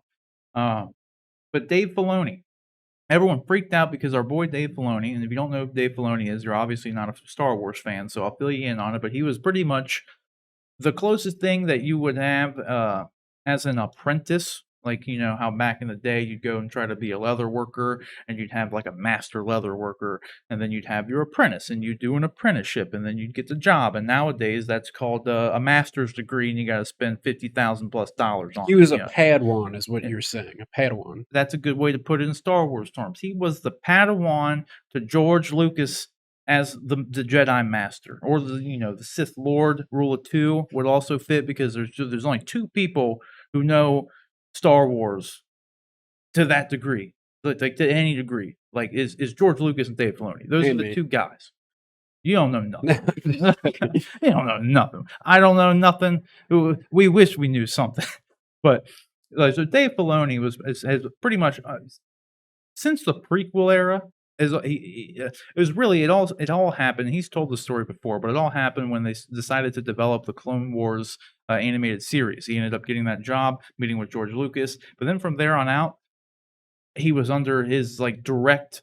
He was a direct Padawan, a master, an apprentice situation between the 2. So he is the guy. So Star Wars fans for the longest time have wanted, Dave Filoni to have like a bigger role in like just Lucasfilm in general and all that sort of stuff. And everyone kind of freaked out because like this news broke that he'd become the new like executive producer, what was it, executive creative director of Lucasfilm. Like a new job title, been promoted to this. But funnily enough, this wasn't even new. This actually happened a year ago. So it's still good news, but it's not like new news, which this article goes into to further describe. So this apparently like was just more of a clerical error. So this happened like a year ago. He got this new job title as like the executive creative director for Lucasfilm. But everyone thought it was like yesterday. So everyone was freaking out and was all happy and stuff. But I have to like kind of not to poo-poo on people's parades. Like Kathleen Kennedy is still in the George Lucas role of Lucasfilm right now. So just because Dave Filoni has got this job, Kathleen Kennedy still runs Lucasfilm. So this is good news. And it's not necessarily bad news for anybody who like is on the hate Kathleen Kennedy train. Because go look at Kathleen Kennedy's resume and then come back to me and tell me how many bad movies were on there. Because I know The Last Jedi: Rise of Skywalker will be a part of your bad list. But then go look at the rest of the movies. Like she was a perfect fit for the job, didn't work out well. Happens all the time. It is what it is. She hasn't run the company very well, but she was a good pick for if she went to interview, her resume kind of spoke for itself. And let's put it that way. Doesn't always work out very well though. Just kind of is what it is. But I'm happy to see Dave Filoni in a more just more predominant role in the Star Wars world in general. And As he should be. yeah, as he should be. He's because, like I said, it's not just a fun like thing to say that he was like the Padawan to George Lucas. Like he really was. Like nobody knows more about Star Wars and the characters within the realm of Star Wars than Dave Filoni does. Like he knows he knows what would happen, why it would happen, who it would affect if a character did this. Like if in the prequel era, if the Separatists went to do this, he could tell you what systems that would affect. To the Republic side of things and whatever. Like he's the guy. Like so, him having a bigger role is great. Now, I don't like everyone always wants him just to be like the leader of Lucasfilm and stuff. Go watch the best thing I can say to anybody who is like I would almost describe it as like over supporting Dave Filoni in a lot of ways because I love Dave Filoni. Don't get me wrong, I'm very happy to see that he's directing live action stuff with Mandalorian now, for instance, and then has this new predominant title. Lucasfilm is great, but go watch. I think it was the first behind the scenes. What do they call that thing for the Mandalorian? Like the behind the scenes thing they did at the end of the gallery. season. Yeah, the go watch the gallery thing on Disney Plus because Dave Filoni himself says that like his first day on set, he didn't know what to do. Like he was so far out of his comfort zone. He had never directed live action before, and he was just very excited and very happy that he had somebody like Jon Favreau there to guide him and teach him everything that he knows because like he was not up to task. Like, and this is Dave Filoni admitting this stuff. Like, we know Dave Filoni's great, and we put faith in Dave Filoni, but he's a human being, and he has never done live action directing before. So, like, it only makes sense that he has no experience doing it. So I'm always confused as to why people just want him to go take on a leadership position running the company at Lucasfilm. That's not what he does. He's a creative guy. Like he's literally It's a good point. Like he's not someone who has been like Bob Iger, who ran Disney. He didn't go and make a bunch of movies. Like it's a completely different job. He didn't start out as a director. Creative director is exactly where he needs to be. Him having a creative leadership position at Lucasfilm is perfect. And maybe one day, now that he's in a more executive position at the company, maybe one day he could take over Lucasfilm altogether. But be a little bit reasonable. Like when you get a job somewhere, you don't just go to the top immediately, unless you're born into it in America, right? And that's pretty much the only time that happens. But in normal circumstances, you start from the bottom and you work your way up. Like, and he's on the right path. And I'm very happy for him. Like, I just recently started rewatching Clone Wars, so like I'm really happy to see this just how far he's come. You know, I've been watching Mandalorian. I think in season 2 of Mandalorian, speaking of which, that Ahsoka episode that he directed, perfect, phenomenal. It was so good. It was very good. Way better than the episodes of the first season that he directed, which just goes to prove his own point that like he's learning more. And he's getting better at everything he's doing. And same, you can go watch Clone Wars and see that happen too. Like as that show goes on, it just gets better and better and better. Like so, I'm excited. I got to jump in and play devil's advocate just for a second here. Like, what you got? I understand Kathleen Kennedy has a good resume, and I understand that she's done a lot of good stuff. But the way that the sequel movies were constructed, and the way that they ended up discarding all of George Lucas's vision for the sequel trilogy. I think what the fans that want Dave Filoni to take Kathleen Kennedy's position, I think what they're at least to some degree. I mean, there are some that are just like, yeah, just put Dave Filoni in there. I think what they're more upset about or frustrated with is the lack of Dave Filoni has from everything he's done, he seems to have an understanding of what makes Star Wars Star Wars. 1000%. Exactly. He seems to embody the spirit of Star Wars for a very philosophical way of putting it, I guess.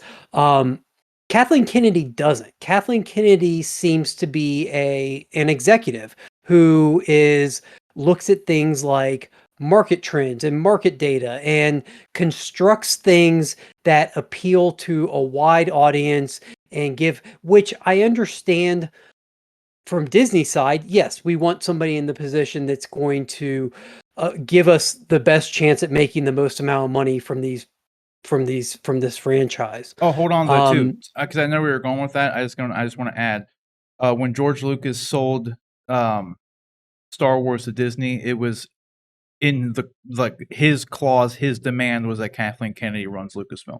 It was George's idea. George picked her? Yeah, George picked her. It was part of the contract. Okay. Well, I'm surprised to hear that. I don't like that's I think a lot of people were like, yeah. That's well, I mean, she had been the lead on the Harry Potter film franchise, correct? Yeah, I think she was credited for that and Jurassic Park and a ton of stuff. I'm pretty sure that that was one of the things at the time, like a lot of people were really excited because, well, I personally can't get past the first two enough to get to the good ones, apparently. Never got into the Harry They Potter are better as movies. they go on. That's what everybody tells me, but yet I can't get past 1 and 2 to ever get to them. So maybe one day I'll just skip them and start with 3. I don't Start know. with the last Anyway, two. that's yeah. But anyway, she's gotten a lot of. I know she got at the time when at least I was reading about the acquisition and what she was going to do. She had a ton of kudos because of how well she had taken such a beloved Harry Potter franchise and translated it into the movies and how well the movies had done. And I just think that the like, the decision to abandon George's story, and it'll be interesting in 20, 30, 40 years when we're well beyond all this to get a tell-all book from her or somebody behind the scenes as to why Disney didn't do that, who was actually calling the shots. I mean, maybe it didn't come from her. Maybe Oh, she did the dude, best with that the was hand that Bob she was Iger. dealt. It was Bob So Iger actually has Iger's it was in his said autobiography.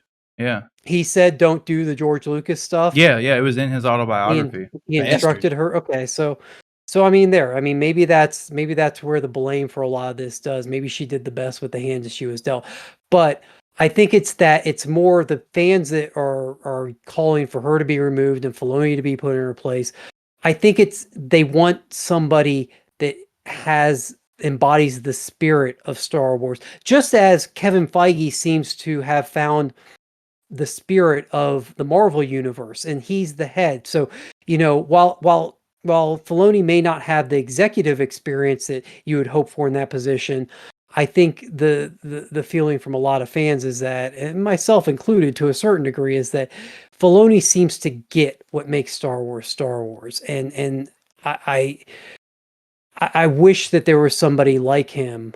I wish that he was given the opportunity to be the Kevin Feige of the Star Wars universe, because I feel like that's a very important component to that position. Exactly, and that's the position he's in and has been in for the last year. Because he's now his quote unquote new title is executive creative director at Lucasfilm. That means he's calling all the shots as far as the creative side of And things that's go. good. That's what I think. That's exactly like as you described. That's the position he's actually in. Because the position that he wouldn't. Because that's the thing too. And Kathleen Kennedy is president of Lucasfilm, so she's not just the Star Wars universe; she's everything that's under the Lucasfilm banner. Exactly. Okay. Which anymore is primarily Star Wars, because they have Indiana Jones and they have this Lord of Bones thing coming out at some point. I think it's called something that has to do with bones. But something bones. It's something with bones. Yeah, I don't know I forget what it's called. It's some book adaptation. But to play devil's advocate to what you were saying, and just so it doesn't sound like I'm just defending Kathleen Kennedy by any means, because she has run Lucasfilm terribly. Like, I do not support anything she's done with it. Like, the way she ran the sequels was terrible. Ran them into the ground is what she did. Well, yeah, like she should have had the Kevin Feige approach, and I think someone like Dave Filoni, if he had been in this position, would have had a much better approach to the franchise as doing the sequels and everything, because he would have thought out the plan. Like, the idea of having like 3 different directors come in and essentially tell 3 different stories, but they all have to connect. It's a terrible idea. Like, you need to have your plan for your trilogy in place as you're making the trilogy. You can't just let anybody go in and just make it's a different person writing in a completely different movie, but it's just tying into the other one. Like, so the way she ran at least the sequel trilogy was not good. Like, I know for a fact if someone like Dave Filoni was there, in that position, it wouldn't have happened. It would have turned out better. Like, he would have anybody. It doesn't take there's a million fans out there who wouldn't have let that happen. Like, it's as simple as if you go and pitch something, it's like when she got pitched Rogue One. Because this is another thing too. People don't want to give her credit for the good stuff. Like, she did greenlight Rogue One. She did greenlight Mandalorian, and it was her idea for Jon Favreau. When Jon Favreau pitched her Mandalorian, and bear in mind, and being the head of Lucasfilm, she probably gets thousands of Star Wars pitches like a day or a week. Oh God, yeah. But so she listened to Favreau, liked his idea, and it was her idea for him to go and get Dave Filoni to work with him on it. So she recognized how good Dave Filoni would be. I mean, in any position associated with that show. Like, so it was like her idea to get Filoni on Mandalorian with Jon Favreau. So, like, she's had a couple wins. I consider Force Awakens a win. Even though Solo didn't do good, I still thought it was a good movie, but I don't support her actually making the decision of making that movie because no one asked for it, even though it turned out good. I thought it was Like, great. Solo was a good movie, but was it a good decision on her part to greenlight it? No. So, like, even though it was good, she really shouldn't have greenlit it. And this is me and nobody saying this. Don't put me in charge of your company. But just as a bystander and having seen how it all played out, obviously, you have much better ways of telling people how they should have done something. Everybody does, right? But I don't feel like Dave Filoni would, if he was in a position like this back then. I don't think a lot of these things would have happened. You know what I mean? Because that's the thing. Like you said, like Kathleen Kennedy is an executive, and like all the things that you described, like an executive doing, like the market research and all this stuff, like 100%. And that's what Dave Filoni is like not trained for. Like him being a creative director for Lucasfilm, meaning like he has an actual say in like where stories are going to go, to green light projects and be a part of them and get people that he like would actually hand pick to work on them at this point. Like that's exactly what I think everybody wants. But I think a lot of people are just so on the fire Kathleen Kennedy train that they don't take a minute to actually see that like that's not really what the problem is. The problem was the creative direction of everything. And with someone like Dave now being in that position, that's good news. That's exactly where Dave Filoni should be. Yeah. Because at this point, anything that, presumably speaking, who knows how it's all actually working all behind doors? Because obviously, because of the money aspect of everything, if he approves of an idea, he would still need to go to Kathleen Kennedy to get her end-all sign-off on it. But she put someone in a position like this to weed out all the dumb ideas and pick the good ones. So, Star Wars is in a better place with this happening, 100%, in my opinion. Like, Dave Filoni should absolutely be he's the only person, like I said, man, starting off. He was the Padawan to George Lucas. Right. George Lucas is out of the equation. Now he's the master. Now I am the master. This is the Sith, man. There's only two. He does wear a lot of black. He's the Sith Lord, dude. The Sith cowboy. Wearing that cowboy hat. That damn cowboy hat. Yeah, this is good news. Like 100% good news. With that though, let's move on to these other ones real quick too, so we don't spend all the time on this because we're gonna have to wrap this up soon. Coinciding with all of this is Rangers of the New Republic, the show that was announced back at their big Disney press holder or shareholder announcement thing. That's been canceled apparently, and it's kind of vague on as to the who, what, when, where, and why. And it's also vague as if it's like just. It says it's no longer in active development, but there's no confirmation as to whether or not it's a permanent, it's just done, and they're not going to do it anymore, or if they're just not actively doing anything to make it happen now, and they're going to do it later. My gut instinct says that it's just being scrapped because it was never confirmed that it was going to be focused on Gina Carano and her character for Mandalorian. I'm sure she played a big part in that, though. Yeah, but it was pretty much assumed and rumored that like it was going to follow. It was pretty much going to be a spin-off of The Mandalorian featuring Gina Carano and maybe some other, the guy. Yeah, and the X-wing pilot guy, Poe, who ended up not Poe. Yeah, different genre, different time frame.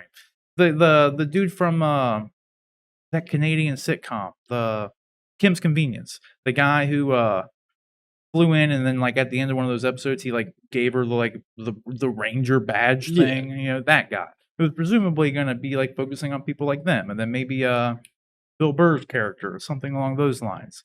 So like, would it have been cool to see something like that happen? Sure. I would have watched it just because it's Star Wars, but it wasn't anything that really like piqued my interest by any means. 100%. I would have only watched it because it was Star Wars. Like them canceling it, I don't really care about. It didn't. Yeah, it doesn't bother me in any way, shape, or form. You cancel the Acolyte, I'm gonna be upset. Don't Ahsoka or don't cancel Ahsoka. Don't cancel the Acolyte. Don't do that, and we're good. Like. Acolyte has a lot of potential, dude. I don't know. That's the show I want. That I'm excited for. Because you're a Sith Lord. Yeah, that's true too. The only other thing we're obviously, do you guys want to add anything about the Rangers or anything? Because then the only other thing we got is some Bad Batch stuff. Let's talk about that. So, is The there only anything thing you I'll wanted to say add? about the only thing I'll say about Rangers is I to me it's directly because they got rid of Gina Carano. Like that was going to be her show going forward. They were clearly, to me, they were clearly setting that up, coming out of what happened at the end of season 2 of Mandalorian, Yep. and it was one of the shows that was listed on their Investors Day, one of the Star Wars properties that was coming out of their Investors Day, and I I have a feeling that they'll retool it somehow and bring it out in a different form, or at least have something, because I I think that they have a plan in place. I mean, I'm sure they didn't just greenlight the show just for the heck of it. They probably want X number of properties or X number of it was probably, it was probably even they probably even have a rough timeline of, well, we were going to get Boba this fall, then we were going to get something, then we were going to get Andor, then we were going to get Rangers, and now they have a gap there from this show, from her being let go and this show not really existing in the form that they wanted it. So I wouldn't be surprised to see in a few months them announce a new show or something else that basically takes that show's place. Yeah, and to add to that, it did kind of seem like they were trying to go the route of like, and this may have been confirmed or it was just people speculating because of the a lot of these things seem to be spin-offs of like Mandalorian. So like it was like kind of led to the assumption that you'd get Mando season 3, Rangers of the New Republic, then Book of Boba Fett, not in this order by any means, but then Book of Boba Fett and Ahsoka, and then maybe a Avengers style Mandalorian team up Crossover. thing Yeah. They at all some team up point, Yeah, and so because I think we even sure. speculated on that, and then like because of the name drop of Thrawn by Ahsoka, either Ahsoka's show is going to be based on the Thrawn thing, or Thrawn is like the MacGuffin that would lead to like the Avengers style team up. So then they all get back together to take down Thrawn or something. You know what I mean? So who Right. knows? That's I know we speculated that between us, but it made logical sense. So you got anything you want to add, Rick? Or you want to go into I Bad feel like Batch? we're good. Let's go Bad Batch. All right. So season 1, episode 4 of Bad Batch also dropped this past Friday. Spoiler alert. Yeah, spoiler alert. We will be dropping some mild spoilers. Again, I say it every week, but with this show, I don't really. There still hasn't came a point where there's been this big major twist that you need to like hide away and like WandaVision kind of No, I build haven't. ups. There's It's just nothing that keeps me up at night like what if yeah. this meant that, or Yeah, it's a fairly straightforward show. The information is presented to you, and more often than not, whatever the problem was of the day is just wrapped up at the end of the day. Yeah, I mean You you know? got like Crosshair, but Yeah, but he's really we haven't really seen or heard from him since like episode 2, yeah. like at this point. So yeah, I'm still curious as to where, because that's the if I had to come up with a negative for the show, it's that at this point still we don't know like where it's going. You know what I mean? Like I've said it before, but what are they going to focus on I for think the it's show? just about the development of the Empire and the falling out with the clones and all that sort of stuff. It's a way to kind of explain all that stuff that you never really got to hear about or anything. Well, that's a part of it, Dude, but is there's a that what it's majority of people about? out there that think stormtroopers are clones.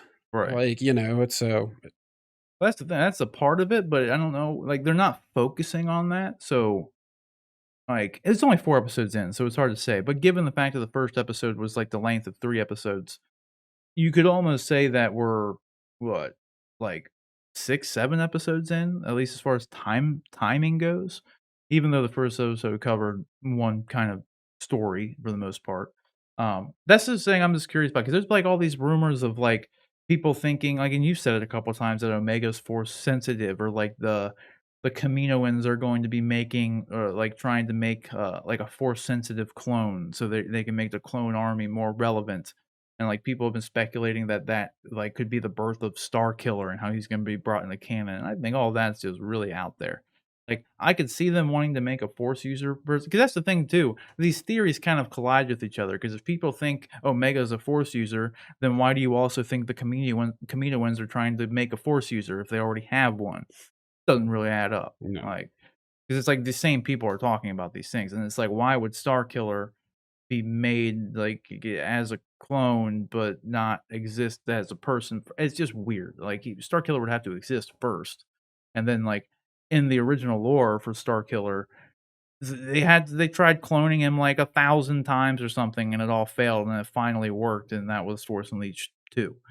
So I don't know if they're going to go that route though. I don't think Starkiller is going to have anything to do with it at all. No, not I even. could see them doing the force sensitive clone thing, but they would need to find somebody who's force sensitive first to even do it.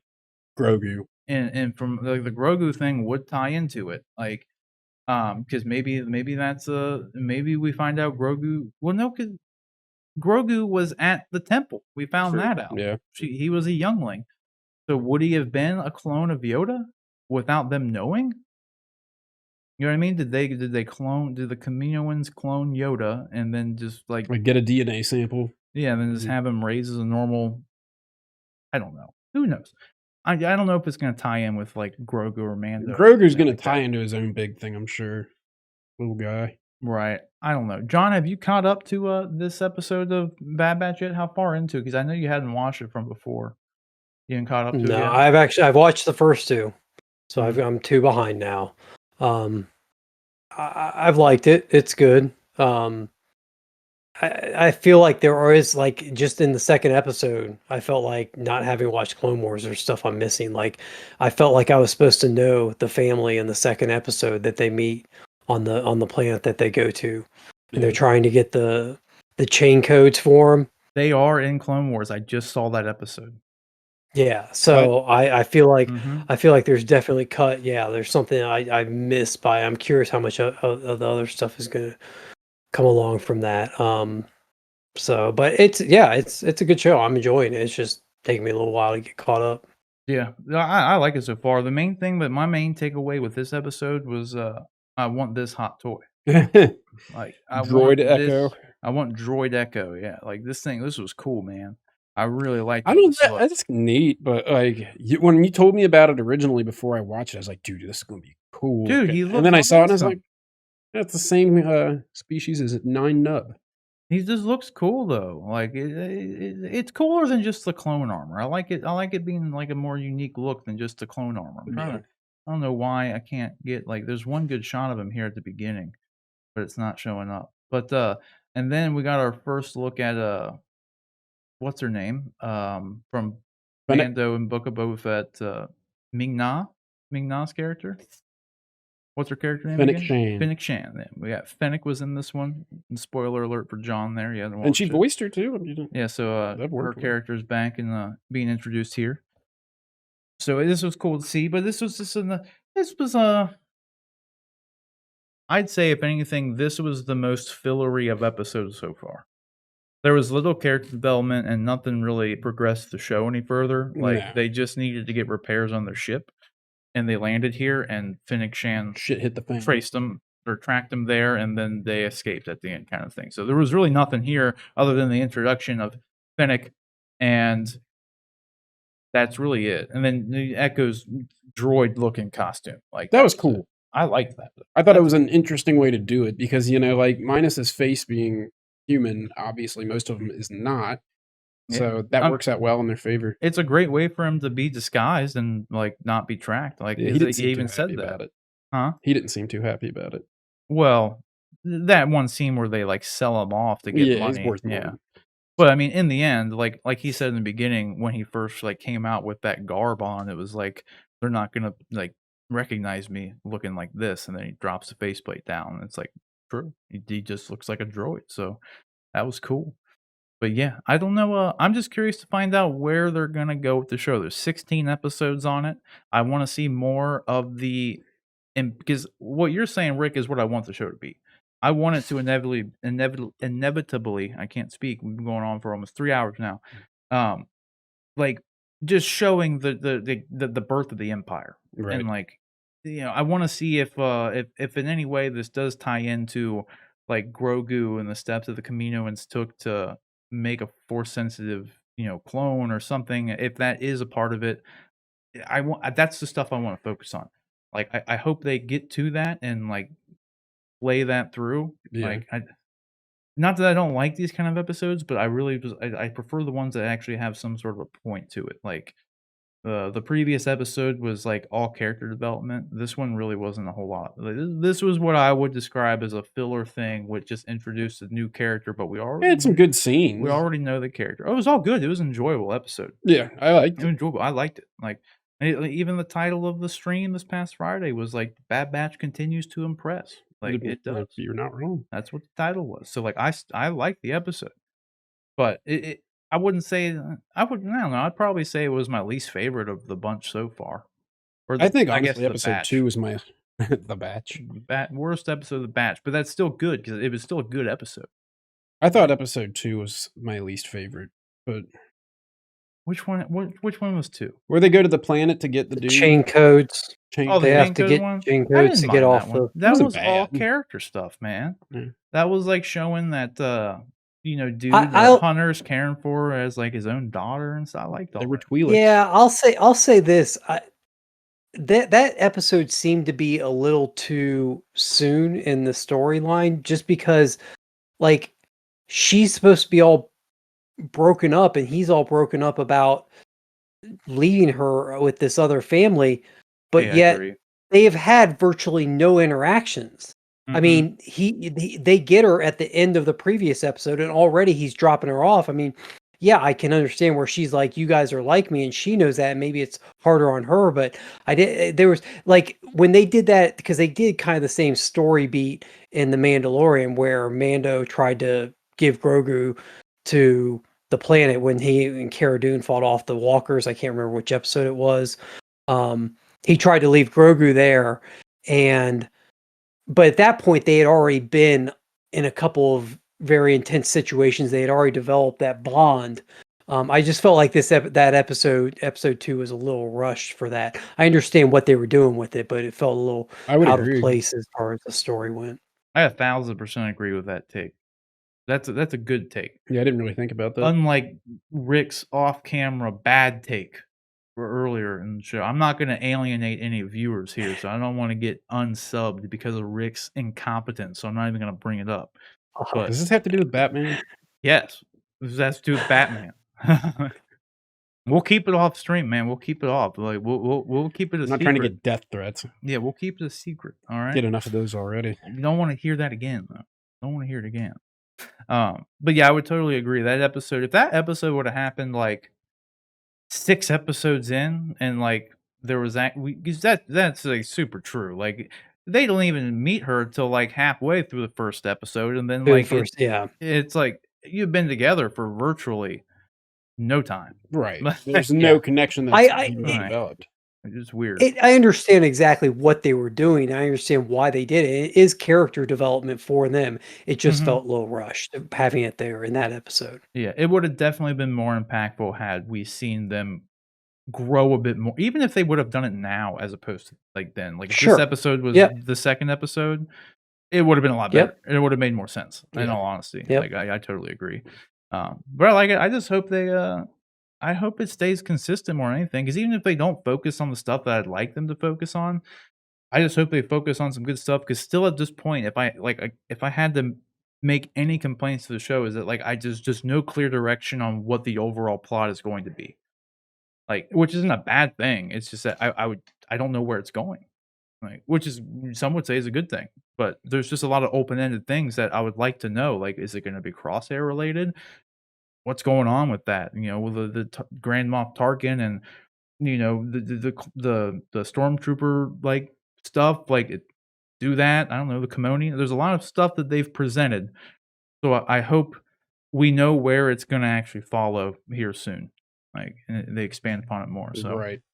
but guys, I think that's pretty much it. You guys got anything else you want to add? You covered it. All right, cool, man. Then Rick, let the folks know where they can follow you online. Let's keep it to some clean, good takes on stuff, not some. Don't keep it simple. Yeah. Keep it simple. You can follow me on Instagram simply at Sir Rick Metz. There we go. There we go. Then John, where can everybody find you, sir? I'm over at the Twitters and the Instagrams at Nightwing_K.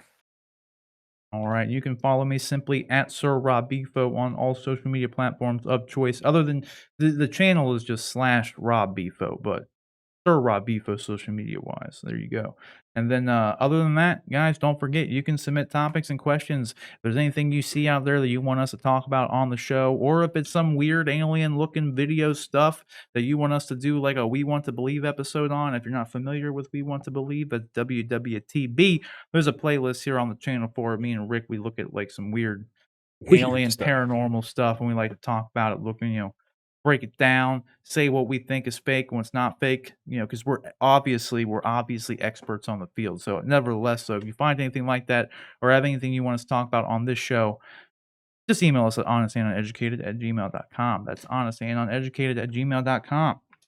Lastly, maybe not lastly, maybe I got one more thing to say, but every Wednesday the collectible reviews go up. As I said earlier, I just got 3 new hot toys.